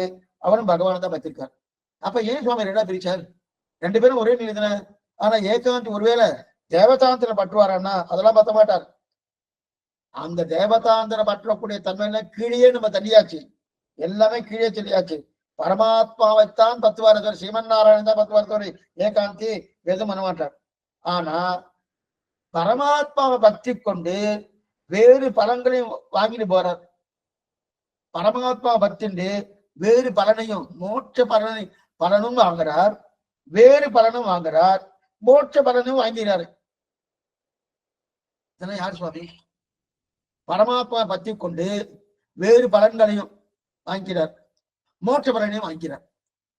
இப்படிப்பட்டவர் யாரு? யார் இதெல்லாம்? யாருன்னு நம்ம சந்தேகப்படவே வேண்டாம். நாம தான், அடியன் தான். ஏன்னா மோட்சத்தை மட்டும் கேட்டு இருக்கேன் சாமி, ஆத்துல கொஞ்சம் உடம்பு சரியில்லை, சரி பண்ணப்படாத. எனக்கு ஏதோ கொஞ்சம் இதெல்லாம் கொஞ்சம் கை வலிக்கிறது, கைங்கறிக்கு தான் கேட்கிறேன், வேற எதுவும் கேட்கல. சரி பண்ணப்படாத. அதே போல எனக்கு ஏதோ கொஞ்சம் இதுவா இருக்கு, கஷ்டமா இருக்கு, பணம் காசு இல்லை, ஏதாவது சரி பண்ணப்படாதா அப்படின்னு கேட்கிற மனம். அது மோட்சம் கேட்காம இருக்கும், ஏதாவது கேட்டுன்னு இருக்கும். அது இப்பவே மோட்சம் வேண்டாம், கொஞ்சம் நிதானம் பண்ணுங்க, அவசரம் இல்லை. இந்த நிலை இருக்கிறவன் தான் ஏகாந்தி. மறுபடியும் சொல்றேன், இந்த நிலை இருக்கிறதான் ஏகாந்தி. அப்படியாவது என்னன்னா பரமாத்மாவை தான் பத்துவார், பத்திட்டு வேற பலன்களையும் வாங்கி கொண்டிருக்கார், மோட்சத்தையும் வாங்கிறார். இது யாரு? நாம தான், வேற யாருமே இல்லை. நாம தான் இந்த நிலை ஏகாந்தி. அப்படின்னா ஏக அந்தி, ஏகாந்தி, ஏக அந்தி அப்படின்னா ஒன்றே முடிவு. ஏகாந்தினா ஒன்றே முடிவு, பகவானே முடிவு, பகவானே முடிவு, அவரே பிராப்தியம். இதுதான் உண்மை. ஆனா வாங்கி கொள்ற சமயத்துல வாங்கிடுவார், அதுவரையும் என்ன பண்ணுவார்? வேற ஏதாவது வாங்கிட்டே இருப்பார், வேற ஏதாவது வாங்கிட்டு. சாமி மோட்சம் கொடுக்கச்சே கொடுக்கலாம், இருக்கட்டும், ஒண்ணு வேண்டாம், ஒண்ணு வேண்டாம். யதீந்திர மத தீபிகா நல்லா கேட்டுட்டு இருக்கேன், கிட்டத்தட்ட 40 காலக்ஷேபம் மேல ஆயிடுத்து, ரொம்ப நல்லா கேட்டுட்டு இருக்கேன். நீங்க ஒரு 10-15 பேர் கேட்டுட்டு இருக்கேன். இருந்தாலும் உங்களுக்கு ஒரு 4 பேரை நான் செலக்ட் பண்ணி உங்களுக்கு மோட்சம் கொடுக்கலாம் இருக்கேன்னு பெருமாள் வந்துட்டு ஆரம்பிச்சிங்க. நம்ம உடனே நான் ஏன் கொடுக்கலான்னு இருக்கேன், வாங்கோ அப்படின்னு கூப்பிட்டாருன்னா முதல்ல அடியே கிளம்பிடுவேன். சுவாமி பெரியாத்தனத்தா சொல்லிட்டேன், நீ மோட்சம் கொடுக்குறேன்னு சொல்லியிருந்தா இந்த உபன்யாசமே வேண்டாம்னு சொல்லிருப்பேன், இந்த காலட்சேபம் வேண்டாம்னு சொல்லியிருப்பேன். சொல்லுவேன்னு அடியே சொல்லுவேன். ஏன்னா உடனே மோட்சம் போறதுக்கு சித்தமா இல்லையே, இன்னும் கொஞ்சம் அனுபவிக்கணும், என்னவோ பண்ணணும், ஏதோ பண்ணணும், இதெல்லாம் இருந்துட்டு இருக்கணும். அதனால்தான் ஏகாந்தின்னு பேரு. அப்ப மத்த பலனையும் பார்க்கிறோம், மோட்சானந்தத்தையும் பார்க்கிறோம். இதுதான் நம்ம நிலை. நம்ம நிலைன்னா என் நிலையும் சொல்லிக்கலாம். அடியே நீங்க உங்களுக்கு சமத அடியே தெரியாது வச்சுக்கோ. அப்படி இருக்க என் நிலை இதுதான் என்னுடைய நிலை. அவர்கிட்ட மத்ததையும் கேட்டுட்டு தானே இருக்கேன். இதுதான் ஏகாந்தின் நிலை. ஆனா பரமைகாந்தி அப்படி இல்லை. பரமைகாந்தினா பரமனான பகவானை தவிர மற்றொன்றை கேட்க மாட்டார். இப்ப நாம கேட்கிறோம், பகவானை தவிர மற்றதெல்லாம் கேட்கிறோமோ, இது வேணும், அது வேணும், அது வேணும், என்னென்ன உண்டோ. சுவாமி அழுத குழந்தைக்கு தான் பால் கொடுப்பார். இது ஒரு சில பழமொழி எல்லாம் சொல்லுவார் நம்ம தமிழர்கள். அழுத குழந்தைக்கு தான் பால் கொடுப்பா அப்படின்னு நம்ம எல்லாம் அழுணும். சுவாமி என்னென்ன அழுனா, எனக்கு வீடு வேணும், வாசல் வேணும், சொத்து வேணும், சுகம் வேணும் அப்படிங்க கேட்கிறோம். மோட்சம் வேண்டான்னு சொல்லல, வேணும். என்னைக்கு சரீரம் போறதா அன்னைக்கு போகணும், அன்னைக்கு மோட்சம் கொடுக்கணும். இப்ப வேண்டாமே, இப்பவே கொடுத்தாச்சுன்னா என் காரியம் என்ன ஆகுது? மனைவியை பார்க்கணும், பர்த்தா பார்க்கணும், பாரியாவை பார்க்கணும், மேற்கொண்டு பிள்ளைகளை பார்க்கணும், மாட்டு பொண்ணை பார்க்கணும், மேற்கொண்டு பேத்தி பேரெல்லாம் பார்க்கணும், இதெல்லாம் பார்க்கணும், வேணும், அதெல்லாம் இருக்கணும். அதெல்லாம் முடிஞ்சு எல்லாம் சரி பண்ணிட்டு நம்ம உம்மட்ட தான் வரேன், நான் முட்டை வரமாட்டேன்னு சொல்லல, உம்மட்ட தான் வரேன், அந்த நேரம் வரும்போது வரேன் அப்படின்னு இருக்கிறவன் ஏகாந்தி. அவன் தான் ஏகாந்தி. பரமை காந்தின்னா யார் சுவாமி? பரமை காந்தி பகவானை தவிர மற்றொன்னு கேட்க மாட்டார், மற்றொன்னு கேட்க மாட்டார். உன்னை ஒண்ணு வேண்டாம், நம்ம நிச்சயமே சேவிக்கிறோம் இந்த வாசலத்தை.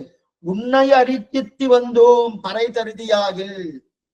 உன்னை அரித்தித்து வந்தோம், நெத்தியில் சேவிக்கிறோம்னு சாத்தமார் பாசனத்துல சித்தம் திருக்காளே. உன்னை அரித்தித்து வந்ததில்ல, உன்னிடத்தில் கைங்கரியம் புருஷார்த்தம் என்று இருக்கிறார் இல்லையா. யார் ஒருத்தர் மோட்சத்தோடு வேறு பலனையும் பகவானத்தை விரும்பப்பட மாட்டானோ அவன் பரமை காந்தி. யார் ஒருத்தன் மோட்சத்தோடு வேறு பலனையும் விரும்புகிறானோ அவன் ஏகாந்தி. இது ரெண்டு. அப்ப ஏகாந்தன்னா மோட்சார்த்தி தான், அவரும் மோட்சார்த்தி தான், மோட்சத்துல விருப்பம் இருக்கிறவர் தான். ஆனா கிடைக்கிற நேரம் வரைக்கும் அதுக்கு முன்னாடி நான் இங்க வாழணுமோனோ சுவாமி, நான் இங்க இருக்கணுமோனோ, இங்க இருக்கும்போது நான் ஒழுங்கா இருக்கணுமோனோ. இது என்ன பண்ணுவோம் நம்ம பண்ணுவோம் இன்னும் கேட்டா, சுவாமி உண்மை கைங்கேத்திக்கு தான் சுவாமி நான் கேட்டு இருக்கேன். நாளைக்கு உனக்கு விலைக்கேத்தணுமோனோ, விலைக்கேத்தணுமோ என்ன வேணுமோனோ, என்ன வேணும்னா கடையில படம் வேணும் கொடுப்பாளா, கொடுக்க மாட்டானோ, அப்ப காசு வேணுமானோ, அந்த காசு சம்பாதிக்கணுமானோ, அதுக்குதான் காசு கட்டிட்டு இருக்கேன். அவரையே திருப்பி கட்டுவோம், அவரையே திருப்பி கட்டு இந்த நிலையில இருக்கணும். அவெல்லாம் ஏகாந்தி. ஏன் சுவாமி அந்த காசு அவரே கொடுத்து அவரே விலைக்கேற்றி எல்லாம் பண்ணிக்க மாட்டாரா, இந்த எண்ணம் வருமானா வராது, ஏகாந்திக்கு வராது. பரமை கைத்தாந்திக்கு அந்த எண்ணம் வரும். உன்னை அரித்தித்து வந்தோம் பறை தருதியார்கள். அப்ப உன்னிடத்துல கைங்கரியம் புருஷார்த்தம் என்று இருப்பவர்கள் அப்படின்னு தெரிவிக்கிறாள் இல்லையா. அப்ப அவள்கிட்ட சரி சுவாமி இவளுக்குன்னா இதான் அவனுக்கு. அப்ப அவனுக்கு ஏகாந்திக்கும் தேவதாந்திர சம்பந்தம் கிடையாது. அப்படி இந்த மாதிரி சொன்னபடியால ஒருவேளை தேவதாந்திர சம்பந்தம் இருக்கும்னா கிடையாது. தேவதாந்திர இப்ப நமக்கெல்லாம் தேவதாந்திர சம்பந்தம் கிடையாது, நம்பிட்டு தான் சொல்லிட்டு இருக்கு. தேவதாந்திர சம்பந்தம் கிடையாது. அப்ப அந்த தேவதாந்திர சம்பந்தம் இல்லை இல்லையா. அப்ப பகவான்கிட்ட வாங்கிக்கிறார். ஏன்னா மற்ற பலத்தை தேவதைகள், ஏன் சுவாமி தேவதைகளுக்கு மற்ற பலத்தை கொடுக்கக்கூடிய சக்தி உண்டு. எத்தனை தேவதைகள், எத்தனை குபேரன் இருக்கான், வாயு இருக்கு, அது நைருத்தி இருக்கு, இந்திரன் இருக்கான், அதுக்கு மேல சிவபெருமான் இருக்கான், பிரம்மா இருக்கா, யாரோ இருக்காளே, அவானும் கொடுக்கறதுக்கு தயாரா இருக்கா. சரி சுவாமி அந்த மாதிரி யாரோ வாங்கியிருக்காளா, பகவான்கிட்ட வேற பலத்தை யாராவது வாங்கியிருக்காளா, ஒண்ணும் இல்லை. சீசைலேச தயாபாத்திரம் தனின்னு இருக்கணும், அந்த தனியிலே திருலோகம் செய்யறதை எடுத்திருக்க. பகவான்கிட்ட வேற பலனை கேட்டிருக்கானு. அது யார் தெரியுமா கேட்டாரு, ஆய கலைகள் 64. அந்த 64 கலைகளை 64 நாட்களிலே சாந்திபினி முனி என்கிற அந்த முனிவரிடத்திலே கண்ணன் எம்பெருமான் பாடம் படித்தார். பாடம் படிச்சு ஆயிடுத்து எல்லாம் முடிஞ்ச உடனே ஏதாவது குரு தட்சிணை கொடுக்கணுமோ, ஆச்சாரிய சம்பாவனை. ஆச்சார நிறைய பேருக்கு இதெல்லாம் உண்டு, ஆச்சாரிய சம்மானம் கொடுக்கணும், ஆச்சார சம்மானம் கொடுக்கணும். பாஸ்ட் வந்தா கொடுக்கணும், போய் கொடுக்கணும், இங்கிருந்து அனுப்புறது இல்லை. அப்படி குரு தட்சிணை கொடுக்கணுமானோ, ஆச்சார சம்மானம் கொடுக்கணும், ஏதாவது வாங்கி கொண்டார். அவர் முதல்ல வேண்டான்னு தான் சொன்னார். சாந்தி வினிமணி கண்ணா நீ என்கிட்ட கேட்டேன்னு அதுவே போறோம், எனக்கு வேண்டாம் வேண்டாம் வேண்டாம் அப்படின்னு சொன்னார். இருந்தாலும் கண்ணன் தான் நிர்பந்தப்படுத்தினான், நீ வாங்கிக்கணும், ஏதாவது குருதட்சணைன்னு ஏதாவது வாங்கிக்க வேண்டாமா, ஏதாவது ஒண்ணு வாங்கிக்கோன்னு சொன்னார். இவருக்கு வாங்கிக்கோன்னு சொன்ன என்ன கேட்கறதுன்னு இவருக்கு தெரியல. கண்ணனே இருக்கானே, அவன் தான் சர்வேஸ்வரன். அப்படி இருக்கச்சே சர்வேஸ்வரன் தன்மை இவருக்கும் தெரியும், நல்லாவே தெரியும். அந்த சர்வேஸ்வரனுக்கு நான் பாடம் எடுத்துட்டு இருக்கேன் பெருமையோடு இவர் சொல்லி கொடுத்துட்டு இருக்காரு. அப்படி இருக்கச்சேதையும் இவர் நேரம் என்ன பண்ண, நேரம் தன்னுடைய தர்மபதினிட்ட போனார். உள்ள போனார். உள்ள போயிட்டு கண்ணா இரு நான் போய் அம்மாட்ட கேட்டு வரேன், மாமிகிட்ட கேட்டு வரேன். நேரம் தர்மபதிட்டு போனார். என்ன பண்ணலாம் எது கேட்கலாம், கண்ணன் இந்த மாதிரி என்னை நிர்பந்தப்படுத்தலாம், ஏதாவது வாங்கிக்கோ வாங்கிக்கோ வாங்கிக்கோங்க சொல்லிட்டு இருக்கான். என்ன கேட்கலான்னா அவ என்ன சொல்லிட்டா, நம்முடைய பிள்ளையாண்டான் ரொம்ப வருஷத்துக்கு முன்னாடி காணாம போயிட்டானு, ரொம்ப வருஷத்துக்கு முன்னாடி காணாம போயிட்டானு அந்த பிள்ளைய தேடி கொடுக்க சொல்லி கேட்டுட்டான். அந்த பிள்ளைய தேடி கொடுக்க சொல்லி கேட்டுட்டா. உடனே என்ன பிராபாச சமுத்திரன் சேத்திரன்னு பேரு, அந்த பிராபாத சேத்திரத்தான் தொலைச்சிட்டார். அதை மீட்டு கொடுக்க சொல்லு அப்படின்னு சொல்லி கேட்டிருக்கா. நேர வெளில வந்தா யாரு, இந்த சாந்தி வினிமணி வெளில இந்த மாதிரி கேட்டிருக்கா, அது எனக்கு கொடுக்குறையான்னு கேட்டா. அது எனக்கு கேட்டா கொடுக்குறியான்னு கேட்டா. கண்ணனுக்கு வருத்தமா போச்சு. நான் தான் இந்த ஆச்சாரனை செலக்ட் பண்ணினேன், இதனாலதான் யதீந்திர பிரவணம் வந்தே ரம்ய ஜாமாதரமுனிம்.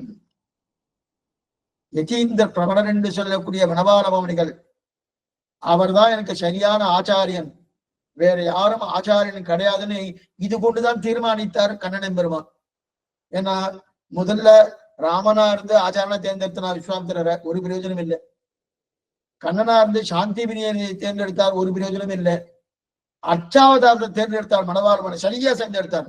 யதீந்திர பிரவணம் வந்தே ரம்யதா. அதனால்தான் மண்ணுயிர்கால் இங்கே மணவாள மாமணிவன் பொன்னடியாம் செங்கமல போதுகளை உன்னி சிரத்தாலே தீண்டில் அமானுவனம் நம்மை கரத்தாலே தீண்டல் கடன்.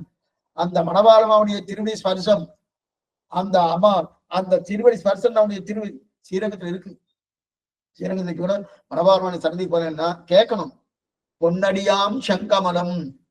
அங்க சன்னதியில கோயில்னா அங்க சன்னதி வம்சத்தாலே சன்னதியெல்லாம் பார்த்துட்டு இருக்கா.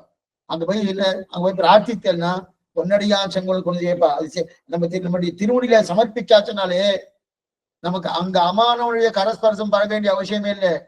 அமானுவனும் நம்மை கரத்தாலே தீண்டல் கடனம் பண்ணித்தான் ஆகணும் அப்படின்ற இதுக்கு சொல்ல வந்தேன்னா, அப்ப அதனால அங்க ஆச்சாரியன் பிரயோஜனமே இல்லை, ஒண்ணுமே இல்லை. நானே வந்திருக்கேன், மோட்சம் கொடுன்னு கேட்க மாட்டானா? சாந்தி முனிய மனசுல நினைச்சுக்கிறார் கண்ணன் பெருமான், மனசுல நினைச்சுக்கிறாரு, நானே வந்திருக்கேன், நானே உங்கள்கிட்ட பாடம் கேட்டிருக்கேன், இதை விட வேற என்ன வேணும்? அப்படி இருக்காச்சே கண்ணா, இவ்வளவு தூரம் வந்து வேணும், எனக்கு மோட்சத்தை கொடுத்துரு, எனக்கும் கூட என்னுடைய தர்மபத்திரியும் கொடு அப்படின்னு ஒரு வார்த்தை கேட்டிருக்கலாமானோ? அதை இப்படி கூட கேட்கலாம், எனக்கும் கொடு, என் தர்மபத்திரியும் கொடு, என் பிள்ளைக்கும் கொடு, காணாம போன பிள்ளைக்கும் கொடு அப்படின்னு கேட்டிருந்தா கூட ஒன்றும் தப்பு கிடையாது. அப்படி இருக்க செய்து என் காணாம போன பிள்ளைய மட்டும் கொடுத்து கொடுன்னு கேட்டிருக்கானு. இவரை போய் போனேன் ஒண்ணுமே இல்லை. ஒரு மோர்க்காரி என்ன பண்ணா, மோர்க்காரி மோட்சத்தை கேட்டுட்டார். நாவல் பழக்காரி பாகவதத்தை பார்க்க போறோம் நம்ம மேல. நாவல் பழக்காரி என்ன பண்ணா, அந்த கையை பார்த்து நீதான் மோட்சம் கொடுக்குற, மோட்சத்தை கொடு, உனக்கு நாவல் பழத்தை கொடுக்குறேன்னு சொல்லிட்டு நாவல் பழத்தை வாங்கிட்டு மோட்சத்தை கேட்டுட்டா. மோட்சத்தை நம்ம சரணாகதி பண்ணி மோட்சம் வாங்கிக்கிறோமோனோ, அவன் என்ன தெரியுமா பண்ணா, சரணாகதியில பண்ணிருக்கா வாஸ்து, அது வேற விஷயம். இதுதானா நாவல் பழத்தை கொடுத்துருக்கேன், எனக்கு மோட்சத்தை கொடு, ஆனந்தமா கொடுத்துட்டாங்க. அவ ஒண்ணும் தெரியாதவ அவ கேட்டிருக்கா. அதே போல மோர்க்காரி எனக்கு மோட்சத்தை கொடுன்னு எம்பெருமானா கேட்டிருக்கா. அப்படி இருக்க செய்து எல்லா விஷயம் தெரிஞ்சவன் கேட்கலையே. ஏன்னா நல்ல ஆச்சாரம் தேர்ந்தெடுக்கல போல் இருக்கு. பார்ப்போம், இனி அச்சா திருமையில பார்ப்போம்னு சொல்லிட்டு அதுக்கப்புறம் தான் அச்சா திருமை உணவாளம் தேர்ந்தெடுத்தா ஆகா. ஆனால் ஆச்சாரியனே மற்றதான் கேட்டிருக்கார். ஆச்சாரியனே எதை கேட்டிருக்கார்? இதுக்கு சொல்ல வந்தனா, இவர் ஏகாந்தி பரமை காந்தினா கேட்டிருக்க மாட்டான். ஏகாந்தி ஏகாந்தினா ஒன்றே முடிவு, பகவான் தான் முடிவு. முடிவா இருந்தானா இருக்கிற பரியந்த அனுபவிக்கிறேன், கிளம்பி போகும்போது உன் திரும்பி பத்துறேன். இதுதான் அவருடைய தெரிவிக்கிறாரு. இதைத்தான் திருமங்கை ஆழ்வார் தன்னுடைய பெரிய திருமணை காமிக்கிறார். அவர் என்ன தெரிவிக்கிறாரு, இந்த வாத்தியார், அந்த வாத்தியார் என்ன தெரிவிக்கிறாரு, சாந்தி பிரிமணியை என்ன தெரிவிக்கிறான்னா, கோதில் வாய்மை நான் தெரிவிக்கிறேன். கோதில் வாய்மைனா ஒரு பட்டம் கொடுக்கிறார் யாருக்கு? சாந்தி பிரிமுனிக்கு. கோதில் திருவங்கியாள கோதில் வாய்மை நான் என்ன சமயம் வந்து தான் பொண்ணைய தானே கேட்டிருக்காங்க, மோட்சத்தை கேட்கலையா, பட்டம் கொடுக்குறான்னா அந்த பொண்ணையாவது இவங்கிட்ட கேட்டானா, வேற தேவதாந்திட்ட கேட்காம பகவான்கிட்ட கேட்டாரணும். அந்த அவன் கேட்டாரணும். ஏன் சுவாமி கோதில் வாய்மைனா என்ன அர்த்தம்னா, குற்றமற்ற உண்மை படைத்தவன் பேர். கோதில், கோதுன்னா குற்றம், கோதியில் குற்றம் இல்லை, வாய்மைனா உண்மை படைத்தவன், குற்றமற்ற உண்மை படைத்தவன். என்ன குற்றமற்றன்னா, சுவாமி எதையோ கேட்டிருக்காரு, அதை போய் குற்றமற்ற உண்மை படைத்தனா அதே பகவான்கிட்ட கேட்டாரு, எங்கேயே கேட்காம. அதனால கோதில் வாய்மைன்னு தெரிவிக்கிறார் இல்லையா? அப்ப தேவதாசத்துக்கு போகாம பகவான்கிட்ட மொத்தத்தை வாங்கினார் இல்லையா? அவனிடத்திலே இன்னொரு கேட்கறதுக்கு மெதுவா ஒரு புத்தி மாறுமோனும். ஏன்னா எதுவா இருந்தாலும் பகவான்கிட்ட கேட்கலாம். இப்ப சில பேர்லாம் ஐஸ்வர்யாத்தியா இருக்காளணும், அவளும் ஐஸ்வர்யாத்தினா என்ன, அதெல்லாம் கேட்கப்படாது, நீ நேரா பகவான்கிட்ட வந்து மோட்சத்தை கேளுன்னு நீங்க ஐஸ்வர்ய மாதிரிலாம் சொல்லாதீங்க. ஐஸ்வர்யத்தை கேளு, கேட்க வேண்டாம் சொல்ல, தானமா கேளு, பகவான்கிட்ட கேளு. என்ன சுவாமி தேவதாந்திரம் கேட்டாலும் தேவதாந்திரம் கொடுக்க போறது, பகவான் அதே தானே கொடுக்க பாருன்னா, அவர் கொடுக்கச்சு என்ன பண்ணுவாருன்னா, அவர் கொடுக்கும்போது அவர் சேவிப்பாரணும். அந்த திருமேனி வடிவழகு நீலவேணி ஐயோ நிறகொண்டது என் நெஞ்சினை, அந்த திருமேனி சேவிப்பாரணும். சேவிச்சதுக்கு அப்புறம் அந்த புன்சிரிப்பு என்ன, அந்த புன்னகை என்ன, அதனுடைய திருமேனி வடிவழகு என்ன, அந்த திருமார்புல பிராட்டி வீட்டிருக்கக்கூடிய நிலை என்ன, அவருடைய திருக்கண்ணுடைய கட்டாட்சம் என்ன, திருநெற்றி என்ன, திருமுதுகு என்ன, அவருடைய திரு அபிஷேகம் என்ன, இதெல்லாம் சேவிக்க சேவிக்க சேவிக்க இவனுக்கு என்ன வந்துடும்னா கொஞ்சம் கொஞ்சம் புத்தி மாறும். ஓ, இந்த எனக்கே தன்னை தந்த கற்பகம், எனக்கே தன்னை தந்த கற்பகம் அப்படின்னு சொல்லிருக்கா. அதே போல இப்படிப்பட்ட கற்பகத்தை விட்டுட்டு நான் எத்தையே கேட்டுருக்கேன்னு கொஞ்சம் கொஞ்சமா மனசு மாறி அப்ப பகவானுடைய திருமேனியே பிரார்த்திக்கிறானோ அந்த திருமேனியே புத்தியை மாத்தும். எப்பொழுதும் எதிராஜன் வடிவழகு என் இதயத்துள்ளதால் இல்லை எனக்கெதிர் இல்லை எனக்கெதிர் இல்லை எனக்கெதிர் என்பார் தெரிவித்தார் போல அந்த இச்சராஜனுடைய திருமேனியை சேவிச்சாலே நமக்கு மோட்சம். மற்றது பிரார்த்திக்க கூட வேண்டாம், அதை சேவிச்சாலே மோட்சம் இல்லையா? அதே போல இங்கன்னா அந்த திருமேனியை நம்ம புத்தியை மாத்துறது இல்லையா? பக்தி ஞானத்தை தவிர வேற பலன்களை கூட பகவான்ல எதிர்பார்க்கலாம். ஆனா எதிர்பார்த்தாச்சுன்னா அவன் கொஞ்சம் கொஞ்சம் மாறிடுவான். எதுக்கு சொல்ல வந்தேன்னா அதனால்தான் இங்க திருமந்திராவை என்ன தெரிவிக்கிறார், கோதில் வன்மையினான் குற்றமற்ற உண்மை படைத்தவன். அதையும் பகவான்கிட்ட கேட்டாரோ இதுக்கு சொன்னார் இல்லையா? ஆக அப்படிப்பட்ட நிலைதான். ஆக பிராப்திய இவன் தான் பரமை காந்தி. பரமை காந்தினா பகவானை தவிர மத்ததே எதிர்க்க மாட்டார். பகவான் தான் என்ன சொல்ற, இங்க இருக்கச்சு ஏதாவது தேவையா அவரை பாத்துக்கிறார், எதாவது தேவையில்லை எல்லாம் அவர் பாத்துக்கிறார். தேவையோ தேவையில்லையோ என்னவோ என்ன உண்டோ எல்லாமே பகவான் பாத்துக்கிறார்ன்றதுக்கு இல்லையா? அவன் தான் பரமை காந்தி. உன்னை தவிர மற்றொன்றை எதிர்பார்க்க மாட்டோம். இன்னொன்னு விஷயம் என்னன்னா, உன்னிடத்தில் உன்னையும் மற்ற பேரிடத்தில் எதிர்பார்க்க மாட்டோம். இதுதான் ரொம்ப முக்கியம். பகவான் தான் வேணும் சுவாமி. அங்க ஒரு தேவதாந்திரம் இருக்கு, அந்த தேவதாந்திரத்தை மூலமா பகவானை பார்த்துறேன், அதையும் வரமாட்டேன். பகவான் தான் வேணும், ஆனா அந்த பகவானு தான் வேணும். அந்த பகவான்கிட்ட மத்தொன்ன பிரார்த்திக்கிறேன், அதுவும் பண்ண மாட்டேன். பகவான்கிட்ட மத்தொன்றையும் பிரார்த்திக்க மாட்டார். அந்த பகவான்கிட்ட வரத்துக்கு மற்றொன்றாலே வரமாட்டார். அப்ப பிராபிய பிராபக ஐக்கியம், பிராபிய பிராபக ஐக்கியம் அப்படின்னா உபாய உபேய ஐக்கியம்னு. அப்பனா பிராபியமும் பிராபகமும் உபாயமும் உபேயமும் பகவானே, உபாயமும் உபேயமும் பகவானே என்றார். இது எங்க சுவாமி தெரியுது? ஆச்சரியமா தெரிவிப்பார். கண்ணே உன்னை காண கருதி என் நெஞ்சம் என்னே கொண்ட சிந்தையதாய் நின்று எம்பும். ஆழ்வார் தெரிவிக்கிறார், கண்ணே உன்னை காண கருதி என் நெஞ்சம் என்னே கொண்ட சிந்தையதாய் நின்று இவங்கம். உன்னை கருதி, உன்னை காண கருதி, உன்னை காண கருதி, உன்னை காண கருதி தான் புருஷார்த்தம்னு பேரு. அது உபாயம் என்ன? கண்ணே நீதான் உபாயம், நீயே உபேயம். பகவானை அடைவதற்கு வழி அவன். ரெண்டு காலசப்தனோடையும் பார்ப்போம். அவனாலே அவனை அடைதல். இந்த விபக்தி எல்லாம் பார்த்தோம்னே ரெண்டு ஆச்சாரியத்துல பார்த்திருக்கோம். இது 4-5 காலக்ஷேபமா இருக்கிறதுனால ஒவ்வொரு சப்ஜெக்டா இருக்கிறது எங்க இது பார்த்தோம் ஞாபகம் சட்டுன்னு வரமாட்டேங்க. இல்ல உபாயு உபேயம் பகவானே, பிராபிய பிராபகம் பகவானே அப்படின்னு சொல்லிங்களா. இது யாருது? பரமே காஞ்சியுடைய நிலை. அப்ப ஏகாஞ்சியுடைய நிலை பகவான் தான் உபாய உபேயம், அதுல சந்தேகம் இல்லை. ஆனா பகவானை உபாயமாக பற்றி கொண்டு இந்த லோகத்தில் இருக்கச்சே ஏதோ 2-3 ஐஸ்வர்யத்தை கேட்கிறார் இவர் ஏகாந்தி. அதே போல பகவானையும் கேட்கிறாரு, கிளம்பி போச்சு நீர் உன் திருவடி தவிர மத்தது கிடையாது அப்படின்னு கேட்கிறவர் ஏகாந்தி. இல்ல இங்க இருக்கும் போதும் அங்க போகும்போது எங்க இருந்தாலும் சரி உன்னால் அல்லால் யாவராலும் ஒன்றும் குறைவேண்டேன் எந்த நிலையோடு இருக்கக்கூடியவன் பரமை காந்தினார். இப்ப பரமை காந்தியை 2ஆ தான் கடைசி. நல்லா பாருங்க, பரமை காந்தியை 2ஆ பிரிக்கணும். நீங்க அந்த அட்டவணை எடுத்துக்கோ. அதுல திருப்த பிரபன்னன் ஆர்த்த பிரபன்னன் 2. பரமை காந்தியை 2ஆ பிரிக்கணும். இப்ப ஏகாந்தி தான், ஏகாந்தி பிரிக்க முடியாது, ஏகாந்தி ஒருத்தர் தான். பரமை காந்தி 2ஆ திருப்த பிரபன்னன் ஆர்த்த பிரபன்னன் பேர். என்ன சுவாமி திருப்த பிரபன்னா ஆர்த்த பிரபன்னா? திருப்த பிரபன்னன் தான் இந்த ஜன்மத்தின் முடிவில் மோட்சம் கொடு, இந்த திருப்தை அதுவரையும் பொறுத்துன்னு இருக்கு அப்படின்னா. இவர் வேற எதுவும் தேவதாந்திரமாக சம்பந்தம் அதெல்லாம் எல்லாத்தையும் விட்டாச்சு. தேவதாந்திர சம்பந்தம் கிடையாது. அது மட்டும் இல்ல, இவர் ஐஸ்வர்யார்த்தியானா கிடையாது. நான் இங்க இருக்கச்சே ஏகாந்தி போல ஏதோ எனக்கு கொஞ்சம் இதெல்லாம் கொஞ்சம் கொடு கடைசியில மோட்சத்துக்கு வர அந்த நிலையும் கிடையாது. ஏன்னா பரமைகாந்தி ஆயிட்டாரு. அந்த பரமைகாந்தி நிலையிலேயே ரெண்டு விதம், திருப்த பிரபன்னன், ஆர்த்த பிரபன்னன். இப்ப பரமைகாந்தியில திருப்த பிரபன்னன் என்ன அர்த்தம்? சுவாமி சரணாதி ஆயிடுத்து, சரணாதி ஆயிடுத்து, இந்த சரீரம் என்னைக்கு விழாதோ அன்னைக்கு மோட்சம் கொடு, இந்த சரீரம் என்னைக்கு விழாதோ அன்னைக்கு மோட்சம் கொடு. இது திருப்த பிரபன்னன்னு பேரு. ஆர்த்த பிரபன்னன் சரணாதி கிடைச்சிடுத்து, சரணாதி முடிஞ்சுடுத்து, இப்பதான் முடிஞ்சது. முடிஞ்ச உடனே அப்படியே பாக்குறாரு, என்ன சுவாமி இன்னும் மோட்சத்துக்கு போலியே, இப்பதானே சுவாமி சரணாகதி பண்ண, உடனே எனக்கு மோட்சம் வேணும். இவனுக்குதான் ஆர்த்த பிரபன்னன்னு பேர். அப்ப சரணாகதி பண்ணி இந்த சரீரம் என்றைக்கு விடுகிறதோ அன்று மோட்சம் திருப்த பிரபன்னன்.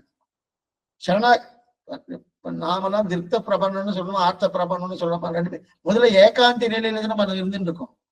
பரமேகாந்திக்கே வரலையே, அடியே இல்லை. ஏகாந்தி நிலையா ஒழுங்கா இருக்குமா அதுவும் தெரியல. ஏகாந்தி நிலையாவது ஒழுங்கா இருக்கோம்னா, ஆனா நிச்சயமா தேவதாந்திர சம்பந்தம் இல்லை, அதுல சந்தேகம் இல்லை, அதுல ஒரு துணியும் கிடையாது. இதுக்கு சொல்ல வந்தேன்னா அப்படி இருக்க ஆர்த்தன்னா என்ன, உடனே உடனே ஆச்சா சுவாமி ஆயிடுச்சு, சுவாமி சரணாதி ஆயிடுச்சு சுவாமி, எங்க சுவாமி காணமே, இன்னும் செய்ய வேண்டும் போனமே, செய்ய வேண்டும் போனமே, காணமே காணமே எதிர்பார்க்கலையா, உடனே போனா. ஆழ்வார்கள் அத்தனை பேரும் ஆர்த்த பிரபன்னர் தான். ஆழ்வார்கள் அத்தனை பேரும் ஆர்த்த பிரபன்னர் தான். சொன்ன ஒண்ணு உங்களுக்கு ஒரு சந்தேகம் வரும்.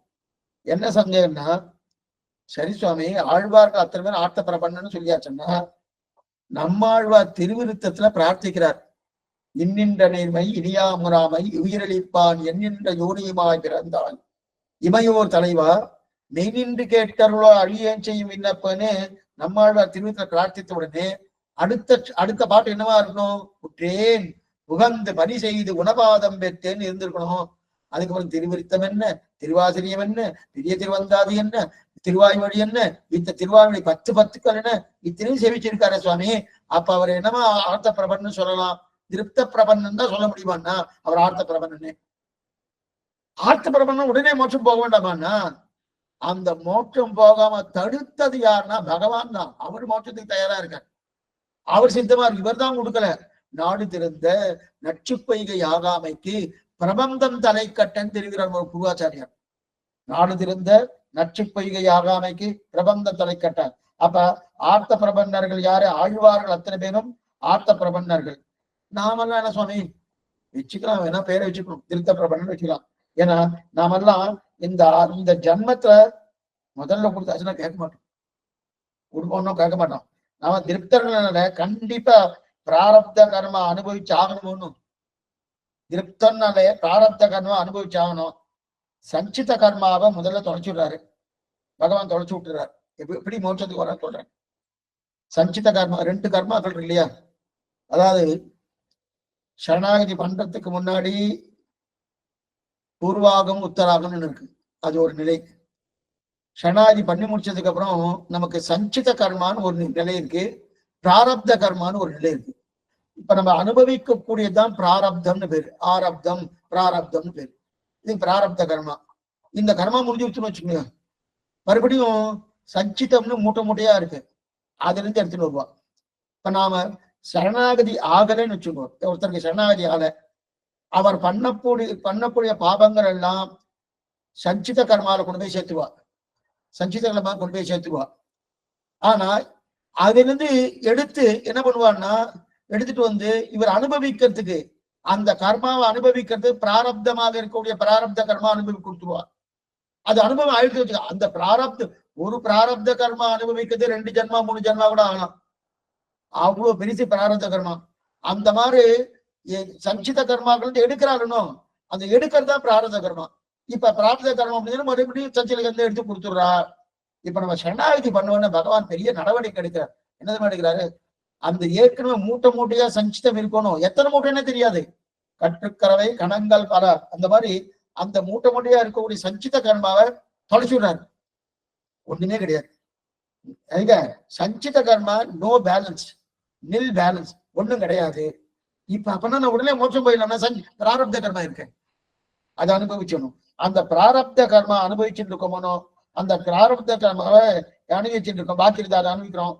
இதெல்லாம் என்ன பண்றாரு, இனிமே நம்ம மேல கர்மா வராத தடுத்துடுறாரு.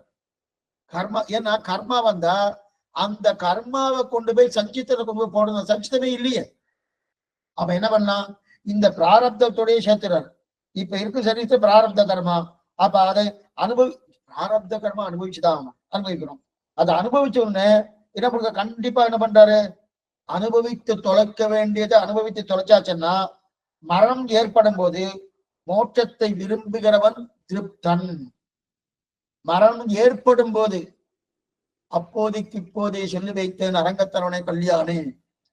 மரணம் ஏற்படும் போது என்ன பண்றாரு, சுவாமி நான் மிக்க சொல்லிட்டேன், அகம்ஸ்வராமி மத்பக்தன் நயாமி பரமாம் கத்தின் என்ற நிலையோடு அப்ப அது அவன் தான் திருப்தன். அப்படி இல்லாமல் சம்சாரத்துல வாழ்வதே ஒவ்வொரு நிமிஷமும் கொதிக்கிறது சுவாமி, கொதிக்கிறது, அப்படியே கொதிக்கிறது, துடிச்சுட்டு இருக்கான்.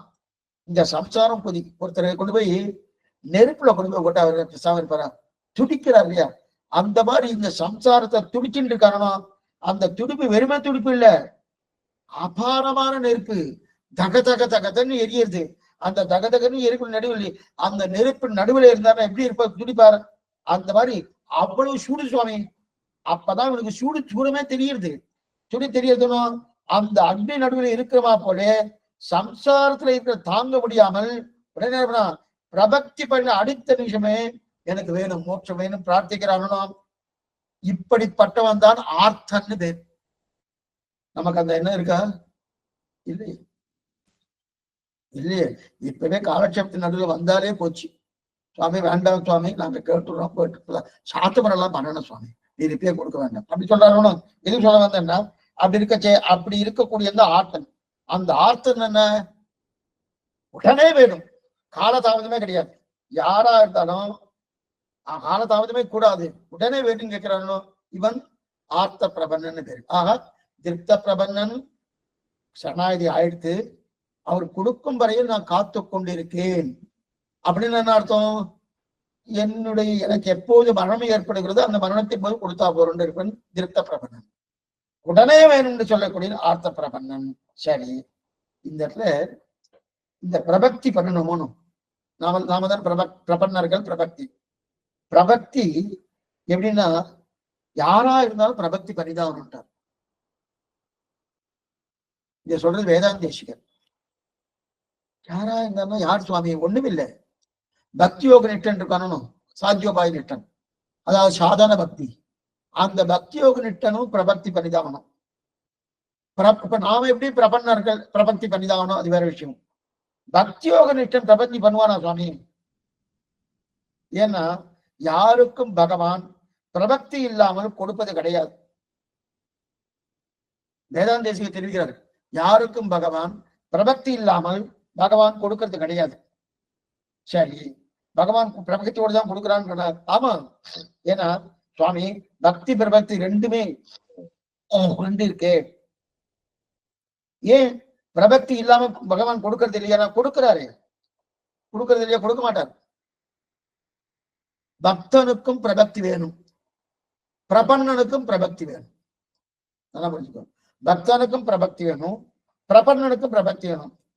பிரபன்னனுக்கு எப்படி பிரபக்தி வேணும்னு நல்லா தெரியுது சுவாமி. ஆனா பக்தனுக்கு பிரபக்தி வேணும். ஏன்னா பிரபன்னனுக்கு இருக்கக்கூடிய இந்த இடத்துல பிரபக்தி ரெண்டு வகை. பிரபன்னனுக்கு இருக்கக்கூடிய பிரபக்தி சுதந்திர பிரபக்தின்னு பேரு. அப்படின்னா அந்த பிரபக்தியே மோட்சத்தை பெற்றுக் கொடுக்கும், சுதந்திர பிரபக்தின்னு பேரு. அதே பக்தனுக்கு இருக்கக்கூடிய பிரபக்தி, அந்த பிரபக்திக்கு அங்க பிரபக்தின்னு பேரு. அந்த பிரபக்திக்கு அங்க பிரபக்திக்கு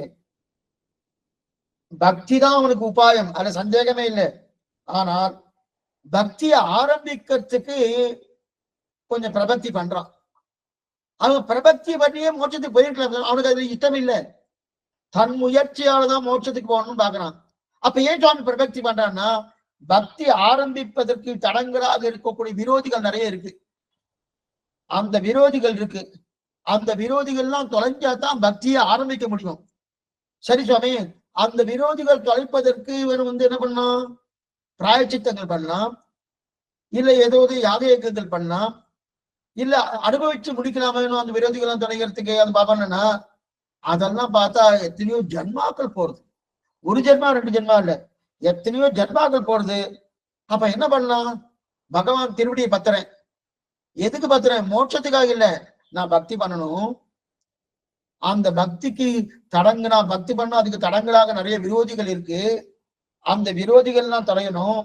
அந்த விரோதி பாபங்கள் நிறைய இருக்கு. பக்தி பண்றதுக்கு பாபங்கள் நிறைய இருக்கு. அந்த பாபங்கள்லாம் தொலையணும். அந்த பாபங்களை தொலைக்கக்கூடிய நிலையிலே பிரபக்தி பண்றான். அப்ப பக்தி யோக நிட்டனுக்கு பிரபக்தி உண்டு. அந்த பிரபக்தி அங்கமாக, அதனால அங்க பிரபக்தின்னு பேரு. அந்த பிரபக்திக்கு அங்க பிரபக்தி தேதி அப்படி இருக்கச்சே அதுதான் ஆனா சுதந்திர பிரபக்தின்னு ஒண்ணு இருக்கு, அது நாம பண்றது. அந்த சுதந்திர பிரபக்தி தான் சர்வதன்மான் பரித்தியஜ்ய மாமேகம் சர்வம் பிரஜா அகம் துவா சர்வபாபேபியம் மோட்சிச்சாமி மாட்சிஷகா. ஆனா இதே ஸ்லோகமே கீதையில அங்க பிரபக்தியா இருக்கு. அதே ஸ்லோகமே நமக்கு சுதந்திர பிரபக்தியா இருக்கு. சுவாமி ரெண்டுமே இருக்காரு, உண்டு. எம்பெருமானா எடுத்திருக்காரு. கீதையில ஒரு வியாக்கியானம் பண்ணும்போது அங்க பிரபக்தியை தான் வியாக்கியானம் பண்ணியிருக்காரு. கீதையில ஒரு வியாக்கியானம் பண்ணும்போது அங்க பிரபக்தியை தான் வியாக்கியானம் பண்ணியிருக்காரு.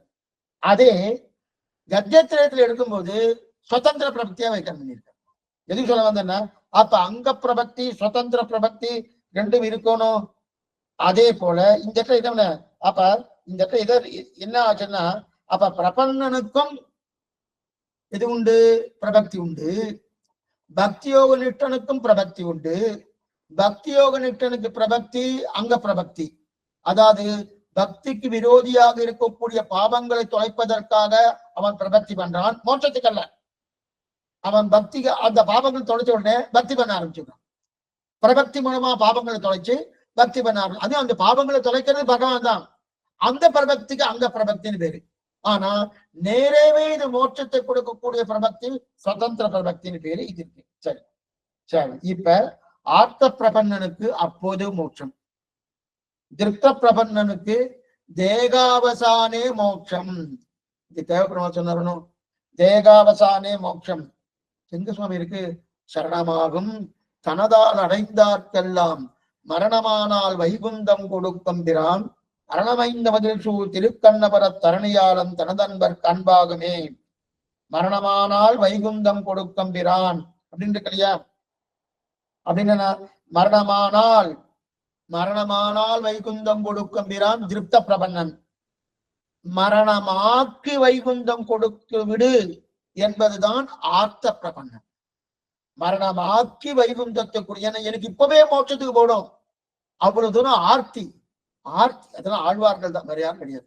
அந்த ஆர்த்த பிரபன்னனா இருக்கக்கூடியவர்கள் என்ன, மரணமாக்கி எனக்கு இப்போத வைகுந்தத்தை கொடுத்து அவெல்லாம் ஆர்த்த பிரபன்னன். அப்ப மரணமாக்கி கொடுக்குறான்னு ஆக இதுவரையில் பக்தன் பார்த்துட்டோம். அப்ப என்னன்னா, அதாவது கர்மாதீனமாக சரீரத்தை எடுத்து சம்சாரத்தை உழந்திருக்கான், பகவத் கிருபையாலே மோட்சம் போகிறான். இது பத்த சுரூபம். பத்தாத்மா சுரூபம் என்ன? இப்ப பக்தன் முக்தன் நித்தியன் மூணு பாகம் எடுத்த மூணு ஜீவாத்மா மூவகைன்னு பார்த்த போனோம்.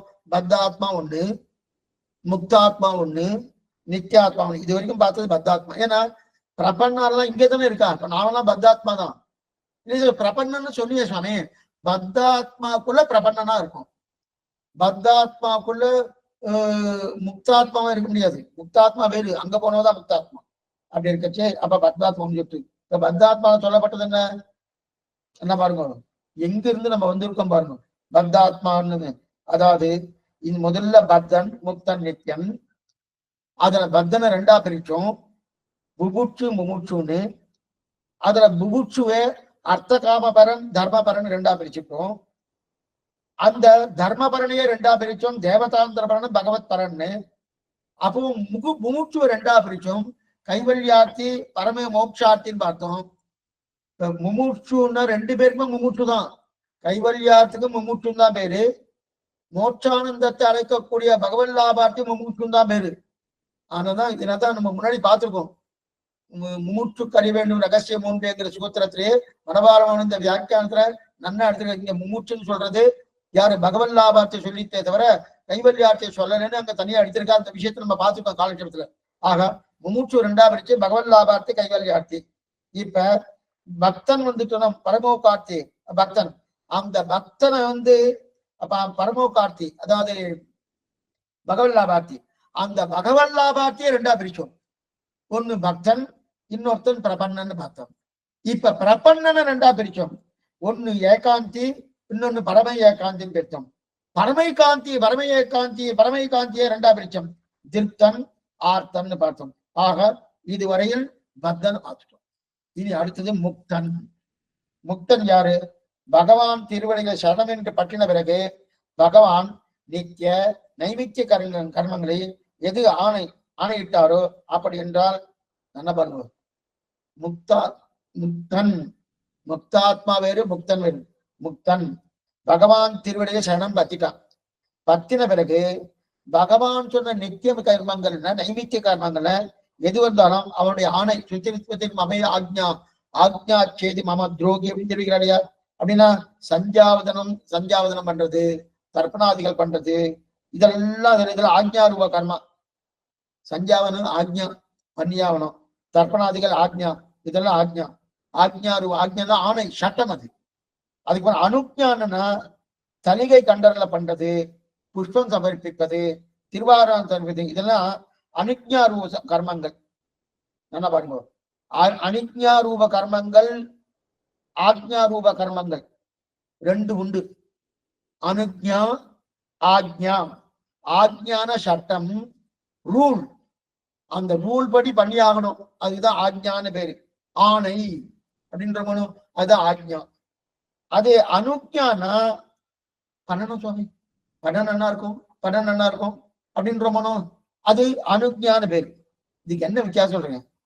ஆக்ஞான்னு சொல்லியாச்சுன்னா, ஆக்ஞான்னு சொல்லியாச்சு வச்சுக்க, அந்த கர்மங்கள் பண்ணாமல் போனா பாவம். ஆக்ஞான்னு சொல்லியாச்சுன்னா அந்த கர்மங்கள் பண்ணாமல் போனா பாவம். சரி, அப்ப அனுஜ்ஞான்னு சொல்லியாச்சுன்னா அந்த கர்மங்கள் பண்ணாமல் போனா பாவம் இல்லை, பண்ண வேண்டாமோ. ஆனா பண்ணாமல் போனா பகவானுக்கு பிரீத்தி வராது. இது ரெண்டும் ரொம்ப முக்கியம். அனுஜ்ஞா ஆக்ஞா. ஆக்ஞா என்ற சப்தத்துலதான் ஆணை, தமிழே சொல்லிடுறேன். ஆணை என்கிற கர்மங்களை பண்ணாமல் போனால் பாவம் வரும். அதே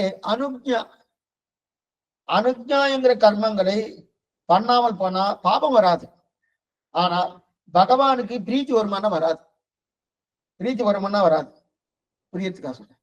நித்திய நைமித்திக கர்மங்கள் இருக்கு இல்லையா, நித்தியம்னு சொல்லியாச்சுன்னா நித்தியமே பண்றது. நைமித்திகம்னா ஏதோ வந்துச்சுன்னா அது பண்றது. சரி, இதெல்லாம் ஆணைன்னு இருக்கணும். நாம ஆணை பண்ணிட்டா போறோம் சுவாமி, அனுஜ்ஞா பண்ண வேண்டிய அவசியம் இல்லையே. அனுஜ்ஞானா திருவாராதனை பண்றது, சேவா கால் பண்றது, கோலம் இடுறது, தலிகை பண்றது, பூ தொடுக்கிறது, இதெல்லாம் அனுஜ்ஞாங்க. அதெல்லாம் பண்ண பகவானுக்கு விருப்பமா இருக்கு, அவருக்கு பிரியமா இருக்கு, நம்ம மேல ஒரு பிரியம் ஏற்படுறது. சரி, பிரியம் வரட்டும் சுவாமி. ஆனா அதை விட முக்கியம் என்ன தெரியுமா? ஆணை பண்ணலன்னா பாவம் வந்துடுமே சுவாமி. அதனால நான் என்ன பண்றேன், ஆணைய பண்றேன், அனுஜ்ஞாவை விட்டுறேன். பாவம் வராம நான் பாத்துக்கணுமானோ. அப்ப நித்திய கர்மா நைமித்திக கர்மா எல்லாம் நான் பண்ணிடுறேன், அது என்னென்ன சாஸ்திரம் நிச்சயம் அதை பண்ணிடுறேன். அனுஜ்ஞாவை விட முடியாது. பாவம் வராம இருக்க பகவான்கிட்ட இருந்து உன்னுடைய பிரீத்தி வராதே. பகவத் பிரீத்தி ஏற்படணுமோ. பகவத் பிரீத்தி ஏற்பட்டாதானே உனக்கு உன்னுடைய இச்சையை பூர்த்தி ஆகும். இல்லைன்னா இச்சையை பூர்த்தி ஆகாது. உனக்கு இச்சை எது? அனுபவத்தை பிரீத்தி கார்த்த கைங்கரியம் பண்ணதானே இச்சை. அந்த இச்சை பூர்த்தி ஆகுது பகவானுக்கு பிரீத்தி ஏற்பட்டதானே. அந்த பிரீத்தி ஏற்படுறதுக்காக நீ அப்ப அனுஜ்ஞா கர்மாக்கள் பண்ணி ஆகணும். அப்ப ஒண்ணு பண்றேன். ஏன்னா இதெல்லாம் எதுக்கு சொல்லிட்டு இருக்கேன்னா, இதெல்லாம் எங்க இருக்குன்னு கேட்டுறாதீங்க. இந்த மாதிரி 2 பேர் கேட்டுட்டா, அதனாலதான் அது சந்தேகம். ஏன்னா புஸ்தகத்துல அடிய சொல்றதெல்லாம் இருக்குன்னா கிடையாது. ஆனா இந்த மாதிரி கேள்வியெல்லாம் நிறைய பேர் கேட்டா எங்க சுவாமி சொல்லியிருக்காரு. அப்ப ஒண்ணு பண்ண சுவாமி, அவருக்கு பிரீத்தி முக்கியமா சட்டம் முக்கியமா? பிரீத்தின்னு வந்துட்டுன்னு வச்சுக்கேன், அப்ப சட்டத்தை பார்க்க வேண்டாம், ஆணையை பார்க்க வேண்டாம். நீங்க ஆணைன்றதுன்னா பாப்பம் வந்துடும் சொல்லிடணும். எனக்கு அவர் என் மேல ஒரு பிரீத்தி வந்துருத்தனா அப்ப அவர் சட்டத்தை பார்ப்பாரு. பார்க்க மாட்டாரணும். அதனால நான் என்ன பண்றேன், அதை விட்டுறேன். எதை? ஆணையை விட்டுறேன். இப்ப அனுஜ்ஞாவை பண்றேன்னா ரெண்டுமே விட முடியாது. ரெண்டுமே விட முடியாது. ஏன்னா நாம என்ன நினைக்கிறோம், அனுஜ்ஞாவை பண்ணியாச்சுன்னா ஆனை சரி கட்டிடலாம் அப்படின்னு இருக்கணும். ஆணைய இல்ல, பகவான் ஸ்மிருதி ஸ்மிருதி மமய ஆக்ஞா ஆக்ஞா சேதி மம துரோகின்னு சொல்லியிருக்காரு. என்னுடைய ஆணையை யாரெல்லாம் மீறுகிறார்களோ அவ எனக்கு துரோகினாரு. நான் அனுஜ்ஞா கர்மா பண்ணிட்டு அவருக்கு நான் பிரீத்தியா இருப்பேனா? என்னுடைய ஆணையை நீ பண்ணல, நான் துரோகின்னு சொல்லியிருக்கேன், நீ அனுஜ்ஞா மட்டும் பண்ணினா பிரயோஜனமா? பிரயோஜனம் இல்லையே அப்படின்னா அப்ப ஒண்ணு பண்றேன், ஆணையை விட்டுறேன், அனுஜ்ஞா மட்டும் பண்ணிடுறேன். இல்ல, இப்ப ஆணையை மட்டும் பண்றேன், அனுஜ்ஞா பண்ணல, ஆணையை மட்டும் பண்றேன். நீ என்னென்ன கர்மாக்கள் சொல்லியிருக்கியோ அந்தந்த கர்மாக்கள் அது மாத்திரம் பண்ணிடுறேன், அனுஜ்ஞா விட்டுறேன்னா அவனுக்கு பிரீத்தி வராது. நான் மோட்சம் போக முடியாது. நான் மோட்சம் போகணும்னா அனுஜ்ஞா கர்மாவும் இருக்கணும். அந்த மோட்சத்துக்கு தடங்களாக இருக்கக்கூடிய பாவங்களை தொலைக்கணும்னா ஆணையை பண்ணணும். சரி, இப்ப இதை நம்ம எப்படி பண்ணணும்? இந்த கர்மாக்களை ரொம்ப முக்கியமானது எல்லாம் நிறைய பேர் நிறைய விதமான ஒரு தவறான கண்ணோட்டத்தோட சிலதெல்லாம் சொல்லிட்டு இருக்காங்க. இதெல்லாம் நம்ம எப்படி ஸ்ரீவைஷ்ணவ பத்தி தான் நீங்க சொல்லிட்டு இருக்க, மற்றவாளை பத்தி அடையானுக்கு ஒரு இது கிடையாது. ஏன்னா ஒரு பிரபன்னா என்ன பண்ணணும், ஆணையை பண்ணணும், அனுஜ்ஞாம் பண்ணணும். எப்படி பண்ணணும்? ஆணையை ஆணை ரூபத்மா பண்ணப்படாது. ஆணையை ஆணை ரூபமா பண்ணப்படாது. அனுஜ்ஞாவே அனுஜ்ஞான ரூபமாவும் பண்ணப்படாது. என்ன சுவாமி புதிரும் வரியா சொல்லுங்க சுவாமி அப்படின்னா, ஆணையா சொல்றீங்களே, நீ ஆணை போட்டிருக்க, சட்டம் போட்டிருக்க, நீ சட்டம் போட்டிருக்க, உன்னுடைய சட்டத்துக்காக நான் பண்றேன் அப்படின்னு சங்கல்பம் இருக்கானா? கிடையாது. சங்கல்பம் நிறைய பேர் அந்த மாதிரிதான் பண்றான். பிரபன்னாளுடைய சங்கல்பம் அதுவானா? கிடையாது. அப்ப பிரபன்னாளுடைய சங்கல்பம் என்ன? பகவத் ஆக்ஞா நீ சொல்லியிருக்க. ஆனா அந்த ஆக்ஞையை நான் என்ன பண்றேன், பகவத் கைங்கரிய ரூபமா பண்ணிட்டு இருக்கேன். பகவத் கைங்கரியமா பண்றேன், ஆனந்தமா பண்றேன். நீ சொன்னேன்றதுக்காக பண்றேன், உன்னுடைய பிரீத்திக்காக பண்றேன், உன்னுடைய ஆனந்தத்துக்காக பண்றேன், மற்றது எனக்கு கிடையாது. இது பண்றபடியான இந்த பலன் என்பது என்கிற எண்ணத்தோடு பண்ணலை. எங்க உன்னுடைய ஆனந்த தவிர வேற எதுவுமே கிடையாது. அதுதான் அப்பனா கைங்கரிய ரூபம்னு பேரு. அப்ப ஆணையா இருந்தாலும் அனுஜ்ஞாவா இருந்தாலும் கைங்கரிய ரூபம். அதனாதான் ஸ்ரீ வைஷ்ணவ சங்கல்பமே ஸ்ரௌதஸ்மார்த்த விதி விதிகித நித்திய கர்மா யோகியதா சித்தம் பிரம்ம தேஜஸ் சுரூப. இது வந்து யஜ்ஞோபதாமூர்த்தி இந்த சங்கல்பம் சொல்லுவா. ஸ்ரௌதஸ்மார்த்த விதி விகித நித்திய கர்மா யோகியதா சித்தம் பிரம்ம தேஜஸ் சுரூப அபிவிருத்தி சித்தம் யஜ்ஞோபவிதானம் கரிச்சேன்னு சொல்றச்சு கைங்கரிய ரூபமா தான் சொல்லுவாங்க தவிர அந்த இடத்துல வந்து ஆணை, அந்த ஆணையினால ஜலம் பண்றேன்னு சொல்லுவாருன்னா சொல்ல மாட்டான். ஏன் சுவாமின்னா கைங்கரிய. ஏன்னா நான் புரியட்டா சொல்றேன், இப்படியே சொல்லிடுறேன். ஒரு பர்த்தா இருக்கா, பாரியா இருக்கா. பர்த்தாவுக்கு பணிவிட பண்ணணும் பாரியா,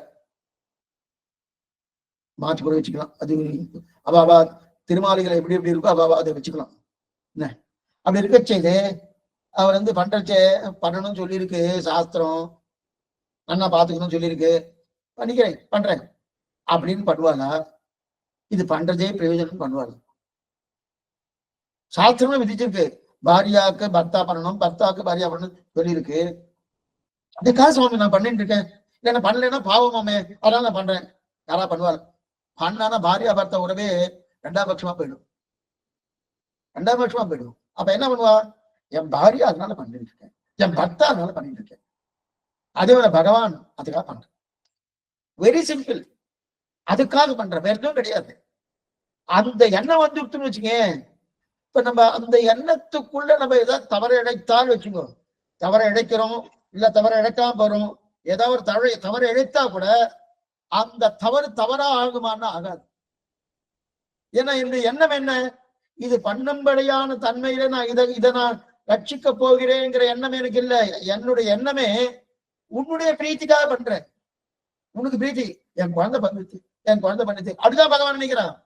இளைய புன் கவிதையிலும் எம்பிரார் கிணியவாறே வளவிடும் தவளமாட மதுரைமா நகரம் தன்னுள் கவலமால் யானை கொண்ட கண்ணனை அரங்கமாலை துவலத் தொண்டாய தொல்சே தொண்டரடி புடி சொல் இளைய புன் கவிதையிலும் எம்பிரார் கிணைய வரைந்திருக்கிறார் இல்லையா? அதனால நித்திய கர்மா ஆகட்டும், நைமித்திய கர்மா ஆகட்டும், பகவத் கைங்கரியம் பண்ணணும். அப்ப ஆக்ஞா ரூபமாகட்டும், அனுஜ்ஞா ரூபமாகட்டும், 2 கர்மாக்களும் பண்ணியாகணும். எப்படி? கைங்கரியமா பண்ணணும். சரி, இதுக்கு மேல இன்னொன்னு நித்தியம் நைமித்திய கர்மம். என்ன சுவாமி நைமித்திகம் என்னன்னா, நித்தியம்னா என்ன? நித்தியம்னா சஞ்சாவனம் முதலாதிகள், சஞ்சாவனம் பண்றோமோ அது முதல்ல. பெண்களுக்கு எந்த கர்மாவும் கிடையாது. ஸ்ரீகளுக்கு கர்மா ஒரே கர்மா, தலையை பண்றது, பர்த்தாவுக்கு தகுந்தாவோட இருக்கிறது, பூத்தொடுக்கிறது, கோலம் இடுறது. அதை பண்ணால ஓகோன்னு மோட்சத்தை கொடுத்தார் பிரீத்தி பகவானுக்கு. இந்த புருஷால் தான் நிறைய சமப்படணும். அவளுக்கு தான் நிறைய கர்மாக்கள், நிறைய கைங்கரியங்கள் தான் பண்ணும். இவ பகவானுக்கு அனுகூலமா, பக்தாவுக்கு அனுகூலமா இருந்துட்டாலே இவளுக்கு மோட்சம் உண்டு. வேற எதுவும் வேண்டாம், வேற எதுவும் தேவையில்லை. அவ்வளவு சுலபத்தை ஸ்ரீகளுக்கு கொடுத்துருக்கா. இருக்கட்டும். அப்படி இருக்கச்சதே நைமித்திகம்னா என்னது? நித்தியம் என்ன தெரியுது? சஞ்சாவனம் முதலானது. நைமித்திகம்னா ஏதோ ஒண்ணு வந்துட்டு வச்சுக்க, என்ன வந்துடுறது? அதாவது காரணம், ஒரு காரணத்தை முன்னிட்டு கொண்டு வந்தா அதுக்கு நைமித்திகம் பேர். என்ன நைமித்தியம்? சூரிய கிரகணம், சந்திர கிரகணம். சூரிய கிரகணம், சந்திர கிரகணம் இருக்கணும். அதெல்லாம் அங்கெல்லாம் தர்ப்பணம் பண்ண போனோம், அந்த பண்ணணும், அந்த பண்றதுக்கு அதெல்லாம் நைமித்திகம் பேரு. அப்ப கிரகணத்தினால் செய்கிறோம் இல்லையா? அப்ப பிரபன்னன் எதற்காக நைமித்திய கைங்கரியம் பண்ணணும்னா, சுயம் பிரயோஜனமாக பகவானுக்குத்தான் இதை பண்ணுவதில் பிடித்தம் இருக்கு. இந்த எண்ணத்தோடு பண்றான். நான் பண்றேன், பகவானுக்கு பிடித்தம் இருக்கு. ஆனா சாமான்யமா சரணாகதி பண்ண எல்லாமே எதுவுமே பண்ண வேண்டாம்னு சில பேர் சொல்றான். சரணாகதி பண்ணிட்டே சுவாமி, நான் பிரபன்னன் சுவாமி, மார்பிலே கை வைத்து உறங்க பிராப்தி, எதுவும் பண்ண வேண்டாம், எதுவுமே பண்ண வேண்டாம் சில பேர் சொல்றாரு. ரொம்ப தவறான கருத்துக்கள். ஸ்ரீ வைஷ்ணவ சம்பிரதாயத்துல இந்த மாதிரி கருத்துக்கள் நிறைய நிலவருது. ரொம்ப தவறு. ஆக்ஞா, அதாவது அனுஜ்ஞா கர்மா, ஆக்ஞா கர்மா ரெண்டுமே பண்ணிதான் உண்டு. நான் சரணாகதி பண்ணிட்டேன் சுவாமி, உடனே நம்மாழ்வார் பண்ணினாரான்னு கேட்பாங்க. சுவாமி அவர் புளிய மரத்தடியில உட்கார்ந்துட்டு இருந்தார், அவர் நிச்சயகர்மா பண்ணாரா? அவருக்கு பண்ண வேண்டிய அவசியமே கிடையாது. 4ஆ வரணும், இருக்கட்டும். அவர் பண்ணாரானா? பண்ணவே இல்லையே, இப்ப நான் பண்ணணுமா? அந்த நிலைக்கு வந்துட்டேன் சுவாமி. அப்ப உண்ணும் சோறு பறையினை தின்னும் வெத்திலை எல்லாம் கண்ணன், நீ வந்துட்டீங்க, நீ பண்ண வேண்டாம். இருக்கியா? இன்னொரு 10 நிமிஷம் முடிஞ்சுடுத்துனா அடியே என்ன சாப்பிடலான்னு போயிட்டு இருக்கேன். என்ன சாப்பிடலாம், என்ன ஏதாவது பண்ணி வச்சிருக்கேன் அப்படின்னு ஆத்துக்காரி ஏதாவது பண்ணேன்னா உனக்கு கோபம் வருது, சொன்னத்தை பண்ணலையே அப்படின்னு. எதுக்கு சொல்ல வந்தேன்னா, அந்த நிலையில இருந்து இருக்கும். அவர் உண்ணும் சோறு பருகினை தின்னும் வெத்திரை எல்லாம் கண்ணன் என்கிற நிலையில இருக்காரு. அப்ப அவர் பண்ணலையே நான் பண்ணணும். அவரை போல இருந்தா பண்ண வேண்டாம், அவரை போல இருந்தா பண்ணணும். அதனால இவங்க என்ன ஒரு தவறான கருத்து என்னன்னா, சரணாகதி சில வம்சத்திலே இது வந்துட்டு நிறைய பேர் இருக்காரு. எங்களுக்கெல்லாம் கிடையாது சுவாமி, நாங்கெல்லாம் சரணாகதி பிரபன்னார், எங்களுக்கெல்லாம் இந்த கர்மாவே கிடையாதுன்றார். எங்க சொல்லி இருக்கு? இந்த ஸ்ரீபத்திரத்துல ஒரு இடத்துல இருக்கு. இந்த நிலையோடு இருக்கக்கூடிய ஒரு பிரபன்னம் பண்ண வேண்டிய அவசியம் இல்லை கருத்து தெரிவித்திருக்கார். நம்ம அந்த நிலையில இருக்குமா? இல்லையேனும் அப்பதான் பண்ணித்தான். சரி சுவாமி, பண்ணலன்னா என்ன சுவாமி, நான் சரணாகதி பண்ணியாச்சுன்னா என்ன பண்ணுவார் அவரு? அடுத்த பிறவி 4, 5, 6 பிறவி தள்ளிடுவார். ஏன் சுவாமி தள்ளுவாருன்னா, நான் தான் சரணாகதி பண்ணியாச்சுன்னா இந்த ஜென்மாலேயே மோட்சம் கொடுக்கணுன்ற அவசியம் இல்லையே, நீ இருக்க வேண்டியபடி இல்லையே, இந்த கர்மாக்களே பண்ணலையே. எப்ப கர்மாக்களை பண்ணலையோ, ஆக்ஞா ரூபமான கர்மா பண்ணலையோ, அடுத்த பிறவி அப்படி தள்ளிட்டே போறா இல்லையா? ஆனா கட்டாயம் கொடுப்பார். எப்ப சரணாகதி பண்ணி கட்டாயம் கொடுப்பார். ஆனா ஏன்னா இவன் திருப்த பிரபன்னன், ஆர்த்த பிரபன்னன் இல்ல. திருப்தன்னாலே தேகாவசானே முக்தி சாசி, எந்த தேகமும் தெரியாது. இந்த ஜென்ம தேகமோ, அடுத்த ஜென்ம தேகமோ, அடுத்த ஜென்மம் தெரியாது இல்லையா? அது 4 ஜென்மாக்களோடு தள்ளி போயிட்டே இருக்கலாம். ஆக நித்திய நைமித்திக கர்மாவுக்கு கண்டிப்பா செய்துதான் ஆகணும். எந்த விதத்துல இதுல நிறைய பேருக்கு இதுல அது ஒரு தவறான ஒரு கருத்துக்கள் நிலவருது. ரொம்ப தவறு அது. ஏன்னா இது சிபாஷத்துல கடைசியா எடுத்திருக்காரு. எதுக்கு சொல்ல கண்டிப்பா பண்ணித்தான் செய்தான். ஏன்னா பகவத் பிரீத்திக்காக அவர் ஆனந்தப்படுறார். என்னுடைய ஆணைன்னு சொல்லணும்னா அவர் ஆனந்தப்படுறார் இல்லையா? மேலும் பகவத் பக்தன் என்னாலே அவருக்கு பிடித்ததான செய்யணும். இப்பதானே பார்த்தோம், ஆணுக்குள்ளிய சங்கல்பகா பிராதிக்குள்ளிய வர்ஜனம்னு அவருக்கு பிடித்தது பண்ணணும்னு சொல்லியிருக்கேன். அதனால சரி சுவாமி, சில பேர் என்ன பண்ணுவா, சரணாகதி ஆயிடுச்சு சுவாமி, இதுவே தப்பு பண்ணா கூட மோட்சம் போயிடலாம் தெரியுமோனு. அப்பதான் என்ன நினைக்கிறா, இது ஒரு அத்தாட்சி பத்திரம்னு நினைக்கிறா சரணாகதி. சரணாகதி எனக்கு ஆயிடுச்சு சுவாமி, அதனால நான் என்ன பண்ணாலும் மோட்சம் கொடுத்துருவார். அந்த மாதிரிலாம் ஒண்ணு கிடையாது. அது நான் சரணாகதி ஆயிடுச்சு, நித்திய கர்மா நைநீத்திய கர்மா பண்ணாமல் பண்ணலாம் மோட்சம் போகலாம் அப்படின்னா அப்படின்னு எந்த பெரியவர்களும் சொல்லவே இல்லை, யாருமே சொல்லல. தயவு செய்து இதை பத்தி நல்லா புரிஞ்சுக்கணும். ஒருத்தரும் சொல்லல. இந்த மாதிரி யாராவது சொல்லியிருக்காங்கன்னா ஒருத்தரும் சொல்லல. கண்டிப்பா இத்தனையும் செய்தான். நித்திய கர்மா என்ன, நைமித்திகா கர்மா என்ன, அதெல்லாம் செய்யணும். ஆக இது வரைக்கும் நம்ம பார்த்தோம். அப்ப பக்தியோக நிஷ்டனுக்கும் பிரபன்னனுக்கும் என்ன வாசினா இது. ஏன்னா பக்தியோக நிஷ்டன் இயலாமையாலே என் அறியாமையாலே நழுவியது என்றால் தப்பு இல்லை. அதனால் நித்திய நைமித்திய கர்மாக்களை தானே பிரயோஜனமாக செய்து, அதாவது அதை செய்வதே பயன். நித்திய கர்மா என்ன, நைமித்திக கர்மான அதை செய்வதே பயன் என்கிற நிலை வரணும்.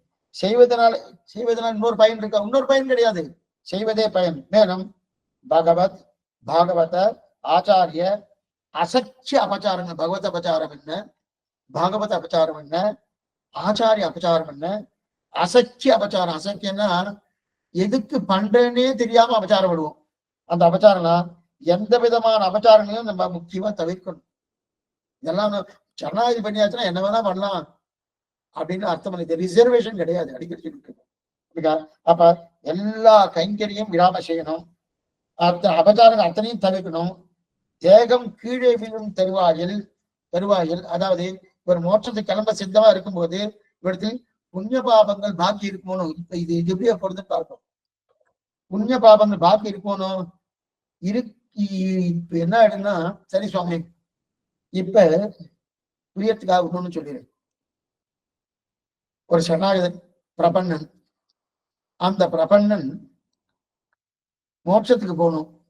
ஆனா இன்னும் கர்மா பேலன்ஸ் இருக்கு, இன்னும் பிராரப்த கர்மா பேலன்ஸ் இருக்கு. பகவானுக்கு இவனுக்கு போய் ஆக்ஷன் பண்ணு அவர் தீர்மானம் பண்ணிட்டார். அந்த மாதிரி நடக்குமா சுவாமி? சில பேருக்கு அந்த மாதிரி நடத்து பண்ணியிருக்காரு. அப்ப என்ன சுவாமி பண்ணுவாரு? இன்னும் பேலன்ஸ் இருக்கு. ஆனா சாஸ்திரமும் ததா வித்வான் புண்ணிய பாப்பே விதூய நிரஞ்சன பரமம் சாமிய உபைதி, புண்ணியங்களையும் பாபங்களையும் பூர்த்தியாக தொலைத்தால்தான் அங்க சாமியாபத்தி மோட்சம் உண்டுன்னு சாஸ்திரம் சொல்லியிருக்கு. ஆனா புண்ணியமும் பாபமும் இவருக்கு கொஞ்சம் பேலன்ஸ் இருக்கச்சே பகவான் மோட்சம் கொடுக்கணும்னு இவர் தீர்மானம் பண்ணிட்டார். இப்ப அப்படியே கொடுத்துருவாருன்னா இருக்கு. அப்ப என்ன பண்ணுவாருன்னா இவருடைய புண்ணியத்தை கொண்டு போய் யாருக்கோ கொடுக்குறாரு, இவருடைய பாவத்தை கொண்டு போய் யாருக்கோ கொடுக்குறாரு. யாருக்கு சுவாமி கொடுப்பாரு? இவருக்கு யாரெல்லாம் நல்ல வேண்டப்பட்டவர்கள பந்துக்கள் நல்லவர்களா இருக்கா, அனுகூலர்களா இருக்கிறார் இல்லையா, இந்த சுவாமியா சுவாமி ரொம்ப நல்லவர், அவருக்கு கைங்கரியம் பண்ணிட்டே இருக்கேன், அவர் கைங்கரியம் பண்ணாலே எனக்கு அதுவே எனக்கு நன்மை, எங்க பண்ணுறா அவரோட அனுகூலமா இருக்காரு பாருங்க. அந்த அனுகூலமா இருக்கவாழ்கிட்டயா இந்த சுவாமி கிட்ட இருக்கக்கூடிய புண்ணியத்தெல்லாம் கொண்டு போய் சேர்த்துவார். ஏன்னா புண்ணியம் பேலன்ஸ் இருக்க, புண்ணியம் பேலன்ஸ் இருந்தாலும் மோட்சம் போக முடியாது, பாவம் பேலன்ஸ் இருந்தாலும் மோட்சம் போக முடியாது. இப்ப இந்த சுவாமி கிட்ட யாரு அனுகூலமா இருக்காளோ அந்த அனுகூலமா இருக்காட்டெல்லாம் கொண்டு போய் புண்ணியத்தை கொண்டு போய் சேர்த்துவார். இந்த சுவாமிக்கு பிரதிகூலமா இருப்பாருன்னா வேண்டாதவர்களா இருக்காருன்னா அவள்கிட்ட கொண்டு போய் என்ன பண்ணுவா, பாவத்தை கொண்டு போய் கொடுத்துருவார். இந்த சுவாமியுடைய பாவமே இருக்குமோனோ அந்த பாவத்தை கொண்டு போய் கொடுத்துருவார். கொடுத்த உடனே இப்ப என்ன ஆகும்னா, இப்ப சுவாமி ஒருத்தர் என்ன சொன்னார், அதனால்தான் சுவாமி நாங்க யாராவது போயாச்சுன்னு நாங்க கிட்டக்கே போறது இல்லை, அவர்கிட்ட புண்ணியம் இருக்குமோ பாவமும் தெரியாது, ஒருவேளை பாவம் வந்துச்சுன்னா எங்கிட்ட வந்து சேர்ந்துருத்தன அப்படிலாம் ஒண்ணு இல்லை, அவர் அங்க போதாதான் கொடுப்பாருன்னு கிடையாது, நேரம் வந்து டிரான்ஸ்ஃபர் பண்ணுவார். இன்னைக்கு டிரான்ஸ்ஃபர் எல்லாம் பேங்க்ல இருந்து பேங்குக்கே போக வேண்டாம், இந்த மொபைல்லயே தட்டினா உடனே அவளுக்கு போயிடுறது. இதெல்லாம் முதல்ல கண்டுபிடிச்சதே பகவான் தான். அதே மாதிரி அவர் தட்டு வச்சுட்டு இருக்காரு, அந்த தட்டு வச்சாருன்னா இந்த புண்ணியமா இவர் அனுகூலமா இருக்காரா இவரு தள்ளு, இந்த பாபமா இவர் பிரதிகூலமா இருக்காரா இவருக்கு தள்ளிடாரு. எதுக்கு சொல்ல வந்தேன்னா அந்த மாதிரி பண்ணிட்டு இருக்காரு. இது யாருக்கு? பிரபன்னனா இருக்கார். பிரபன்னனா இருக்க செய்தே அந்த பிரபன்னனை உடனே ஐஷன் போடணும் பகவான் தீர்மானிக்கிறார், இவர் தீர்மானிக்கல. ஏன்னா இவன் திருப்த பிரபன்னன், ஆத்த பிரபன்னன் இல்ல. திருப்த பிரபந்தன் ஆனபடியாலே இந்த பிரபந்தனுடைய பாப புண்ணியங்களை தொலைச்சுதான் ஐஷன் போனோம். அந்த பேலன்ஸ் என்ன பண்ண, வேண்டப்பட்டவாளுக்கு புண்ணியத்தை கொடுத்துடுறாரு, வேண்டாத வாழ்க்கை இவர் மேல ஒரு வெறுப்பா, இவருன்னு சொன்னாலே இவர் மேல ஒரு வெறுப்பா இருந்து உண்டு, இவரை எத்தத்தை இம்சிக்கணுமோ இம்சிக்கிறாருனோ அவருக்கெல்லாம் பாபத்தை கொடுத்துறாரு, கொடுத்துட்டு ஐஷன் போயிடுறாரு. இங்க இருந்து கிளம்பச்சு எப்படி கிளம்புறாருன்னா, முதல்ல முதுகு தண்டை அப்படியே கடையிறாரு, முதுகு தண்டை கடையிறாரு. கடைஞ்சு முதல்ல 5 பூதங்கள், பஞ்சபூதங்கள், கண்ணு, காது, மூக்கு, செவி, நாக்கு, இந்த தொடு உணர்ச்சி இதெல்லாம் இருக்கு, இதெல்லாம் கொண்டு போய் மனசுல சேர்த்துறாரு. மனசுல சேர்த்து மனசை கொண்டு போய் பிராணன்ல சேர்க்கிறார். பிராணன்ல கொண்டு போய் ஆத்மாவை சேர்த்து ஆத்மாவோடு என்ன பண்றாரு, உடனே அந்த ஆத்மாவுக்கு வழிகாட்டுறாரு. இப்ப ஆத்மா புறப்படணும், ஆத்மா புறப்பட்டணும், புறப்பட்டு சாயங்காலம் புறப்பட்டு எங்க போறாரு, சிவிகன்னு போறாரு, எப்படி போறாரு பார்ப்போம். ஆழ்வார் திருமணம் ஆச்சாரம் திருவிலேஷனம் பகவதார் திருவடிகளே சரணம். சந்தேகம் இருந்தால் அவசியம் கேட்கும்படி பிரார்த்திக்கிறேன்.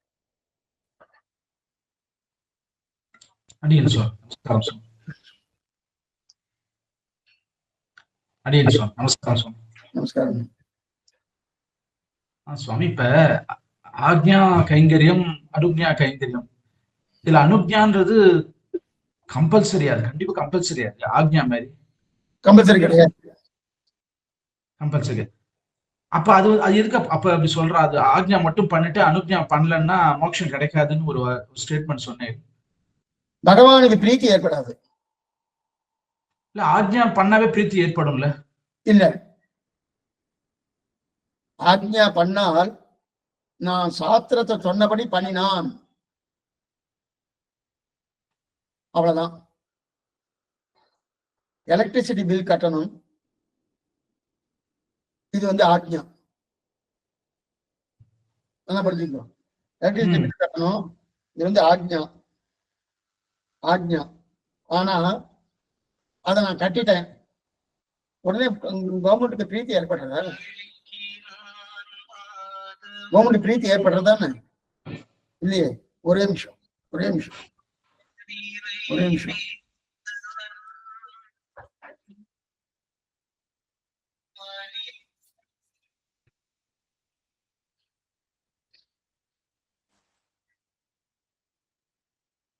முன்னாடி சரி, போயிட்டு மேல இருக்காங்க.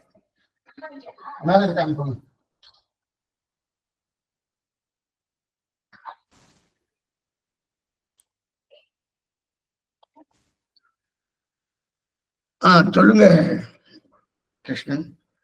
அதான் சுவாமி, இப்ப ரெண்டுமே கம்பல்ஷன் அப்படின்னு சொன்னா அது நல்லது, அது ஸ்டேட்மெண்ட், ரெண்டுமே பண்ணணும், அவ்வளவுதான். ஆனா ரெண்டுமே இது நான் இது ஆக்ஞான்றதுனால பண்றேன், இது அனுஜ்ஞான்றதுனால பண்றேன், அந்த எண்ணத்தை தவிர்த்து கைங்கறி ரூபமா பண்ண.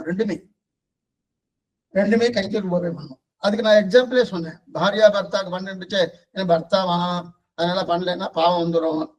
சாஸ்திரம் சொல்லியிருக்கு, மனு தர்ம சாஸ்திரம் சொல்லியிருக்கு, அதனால பாவம் வந்துடும். அதனால தான் பர்த்தாக்கு நான் பண்றேன்னு அந்த எண்ணத்தோட பண்ணப்படாது. சரி, அந்த எண்ணத்தோட பண்ணப்படாது, நான் விசாம இருக்கேன்னா பண்ணலன்னா பாவம். கண்டிப்பா. இல்ல சுவாமி, என்ன அந்த பிரீத்தியை தான் இங்க கைங்கரின்னு சொல்லியிருக்காரு. ஓகே, சரி. அப்ப அனுஜ்ஞா பண்ணணும்னா, அனுஜ்ஞா பண்ணனா பகவானுக்கு பிரீத்தி ஏற்படாது. அனுஜ்ஞானம் என்னது?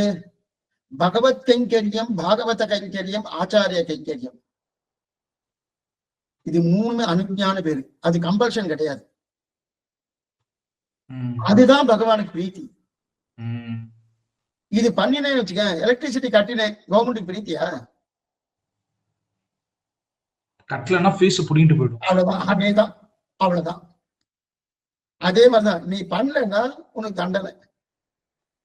அப்ப தண்டனையிலிருந்து நீ தப்பிக்கிற ஆக்ஞா. பிரீத்தி அனுஜ்ஞான வரக்கூடிய பிரீத்தி போல ஆக்ஞான வராது. சரி, ஓகே. அப்ப ஒன்லி பிரீத்தி மட்டும் கொடுத்துடலாம், ஆக்ஞா பண்ண வேண்டாம் அப்படின்னு சொன்னா அந்த ஆக்ஞா. நான் எலக்ட்ரிசிட்டியை கட்டல, ஆனா நான் கவர்மெண்ட்டுக்கு நிறைய சப்போர்ட் பண்ணிட்டே இருக்கேன், ஒத்துட்டுவால? எலக்ட்ரிசிட்டி நான் கட்டல, நான் நிறைய சப்போர்ட் பண்ணிட்டு இருக்கேன். நான் கவர்மெண்ட்டுக்கு வந்து பள்ளிக்கூடத்துக்கு இந்த டொனேஷன் கொடுத்தேன், அந்த டொனேஷன் கொடுத்தேன், ஆனா எலக்ட்ரிசிட்டி நான் கட்டல, ஒத்துப்பால? இப்ப நல்லா புரியுது சார். அவ்வளவுதான். இப்ப ஒரு தர்ம சங்கடம் மாதிரி வந்ததுன்னு வச்சுங்களேன், ஒரு பர்டிகுலர் டைம் சந்தி பண்ற நேரத்துல வந்து பெருமாள் புறப்பாடு நடக்குது, அப்ப அதை போய் அட்டன் பண்ணுமா, இதை பண்ணணும், இதை சந்திய பண்ணிட்டு பெருமாள் புறப்பாடு தான் முக்கியம். பெருமாள் புறப்பாடு தான் முக்கியம். அப்ப பண்ணாட்டா பரவாயில்லையா? அப்புறம் பண்ணணும். டைம் அந்த டைமுக்கு பண்ணாம கொஞ்சம் லேட்டா கூட பண்ணலாம். லேட்டா பண்ணலாம். அந்த லேட்னால குற்றம் வராது. அதே நீ ஒரு உத்தியோகத்துக்கு போயிட்ட லேட்டா பண்ணா குற்றம் வரும். இத வந்து சார் அந்த டைமை மாத்தி பண்றதுன்றது பெருமாளுடைய அந்த ஆக்ஞா கைங்கரியம் செய்யறதுக்கு பகவத் கைங்கரியமும் பாகவத கைங்கரியமும் ஆச்சாரிய கைங்கரியமும் இருந்துன்னு வச்சுக்கேன். ஆனா அந்த ஆக்ஞா என்பதை நல்லா புரிஞ்சுக்கணும். அந்த ஆக்ஞா எப்படின்னா நித்திய கைங்கரியமா இருந்தா அந்த ஆக்ஞா ரூபத்துல, அதே நைமித்திகம் சார்த்த கைங்கரியம் வந்துட்டு வச்சுக்கேன், பெருமாள் கைங்கரியத்தை இருந்ததுக்கு அதனால அந்த சார்த்தமே பண்ணல அப்படின்னு சொல்ல முடியாது. நைமித்திகம் ஒரு காரணத்தை முன்னிட்டு கொண்டு வரக்கூடிய கைங்கரியத்தை பண்ணியாகும். நித்தியம் அதுல நடுவுல வந்து இதோ பெருமாள் கைங்கரியம் வந்துடுது அப்படின்னா அப்ப கூட லேட்டா பண்ணலாமே தவிர பண்ணப்படாதுன்னு கிடையாது.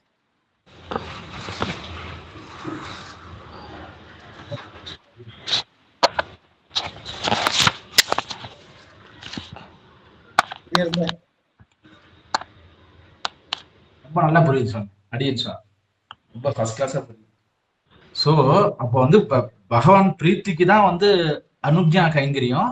ஆனா அந்த அனுக்ஞா கைங்கரியம் வந்து செய்யறதுக்கு நிறைய தடைகள் வரும். அந்த தடைகள் எல்லாம் போக்குறதுக்கு நம்ம ஆக்ஞா கைங்கரியத்தை செஞ்சாகணும். அதை செய்ய செய்ய செய்ய தடைகள் விலகும். நமக்கு ஒரு தடையில்லா கைங்கரியம் அவருக்கு செஞ்சுட்டு இருக்க மாதிரி அந்த அனுக்ஞா கைங்கரியம் செய்யற மாதிரி ஒரு வாய்ப்பு வரும் இந்த பூலோகத்திலேயே. அதை செய்யும் போது அவருக்கு பிரீத்தி வந்து அதனால நமக்கு மோட்சம் கொடுக்க போறாரு. ஆனா இப்ப நீங்க சொன்னீங்க இல்லையா, இந்த எண்ணத்தோடு பண்ணக்கூடாது. இந்த எண்ணத்தோடு பண்ணக்கூடாது. எந்த எண்ணம் இருக்கணும்? கைங்கரியம் என்ன இருக்கணும்? ஆக்ஞான்னு சொல்லியிருக்காரு, நான் பிரீத்தியா பண்ணிட்டு இருக்கேன், நான் பண்றதுனால பகவானுக்கு பிரீத்தி. ஆக்ஞாவாமே பண்ணனா பாவமாமே, நான் பண்ணணுமே அந்த எண்ணத்தோடு பண்ணல. எக்ஸலண்டான சம்பிரதாயம் கிருஷ்ணா, பியூட்டிஃபுல் சம்பிரதாயம். இந்த மாதிரி சம்பிரதாயமே கிடையாது. எக்ஸலண்டானது. மனசுதான் மெயின். மனசால நீ வந்து பகவானை எப்படி நினைச்சாலும் அதை ஏத்துக்கிறான். அப்ப நீ பண்ணலைனாலும் ஏத்துக்கிறான். இப்ப ஆழ்வார் பண்ணாரா? பண்ணலையே. முன்னும் சோறு பருகு நீர் தின்னும் வெத்தில எல்லாம் கண்ணன் இருந்தாரு. அந்த நிலைக்கு நம்ம வந்துட்டோம்னா பண்ண வேண்டாம். இருப்போமா?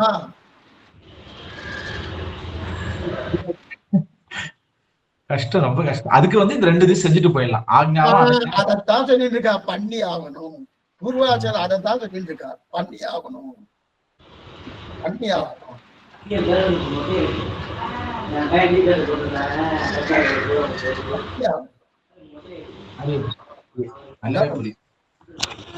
ஆழ்வார் எக்ஸாம்பிள் காமிச்சு அவர் இல்லையே, அவரால நீ இல்லையே.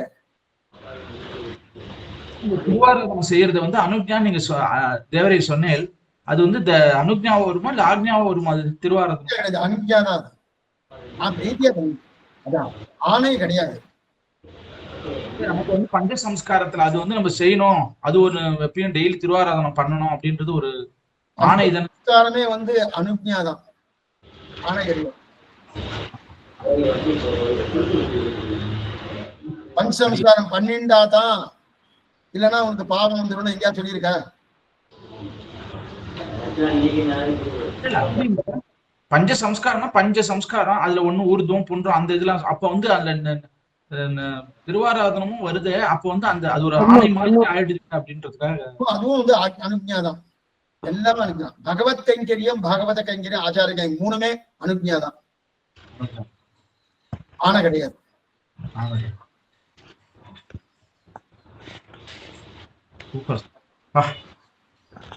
இந்த மாதிரி ஒரு அண்டர்ஸ்டாண்டிங்கோட இப்ப செய்யும்போது ஒரு இதுவாவே கஷ்டமாவே இல்லை. அதாவது கிடையாது, ரொம்ப சுலபம், ரொம்ப சுலபம்.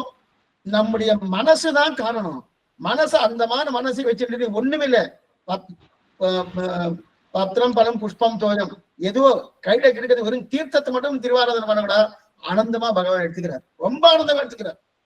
1,00,000 ரூபாய் பண்றதை விட நீ இந்த மனசோட ஒரு தீர்த்தத்தை தான் கொடுத்த, வேற எதுவும் இல்லை சுவாமி அப்படின்னா ஆனந்தம். எப்ப திருவாராதனை பண்ணுவார் அப்படின்னு காத்துட்டு இருக்கான் பகவான். அந்த மனசுதான் முக்கியம்.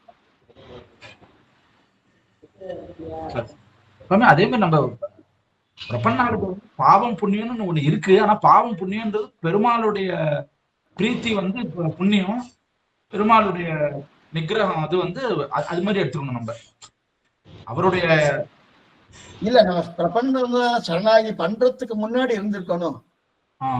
அதெல்லாம் இருக்கணும், அதெல்லாம் பண்ணதெல்லாம் இருக்கணும், அதெல்லாம் இருந்து, அதெல்லாம் பிராரப்த கர்மா, அது இருந்துட்டு இருக்கணும். அதுக்கப்புறம் பண்றது வேற. அதுக்கு முன்னாடி பண்ணது பிராரப்த கர்மா இருக்கணும், அதையும் நம்ம அனுபவிச்சுதான் ஆகணும். சஞ்சித கர்மா பகவான் தொலைச்சிடுறாரு. பிராரப்த கர்மா அனுபவிச்சுதான் அவனுக்கு வழி கிடையாது.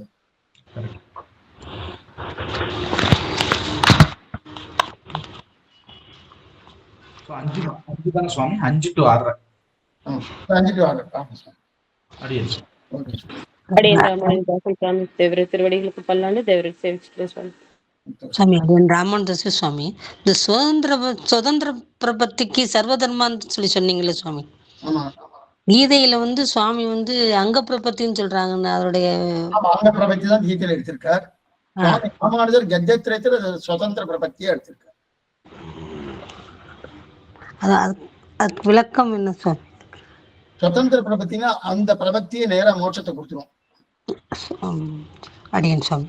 அங்க பிரபத்தின்னா அந்த பிரபத்தி நேர மோட்சத்தை கொடுக்காது, அது பக்தி யோகத்துக்கு கொண்டு போய் பக்தி யோகம் மூலமா மோட்சத்துக்கு வரும். அடியன் ராமானுஜ சுவாமி.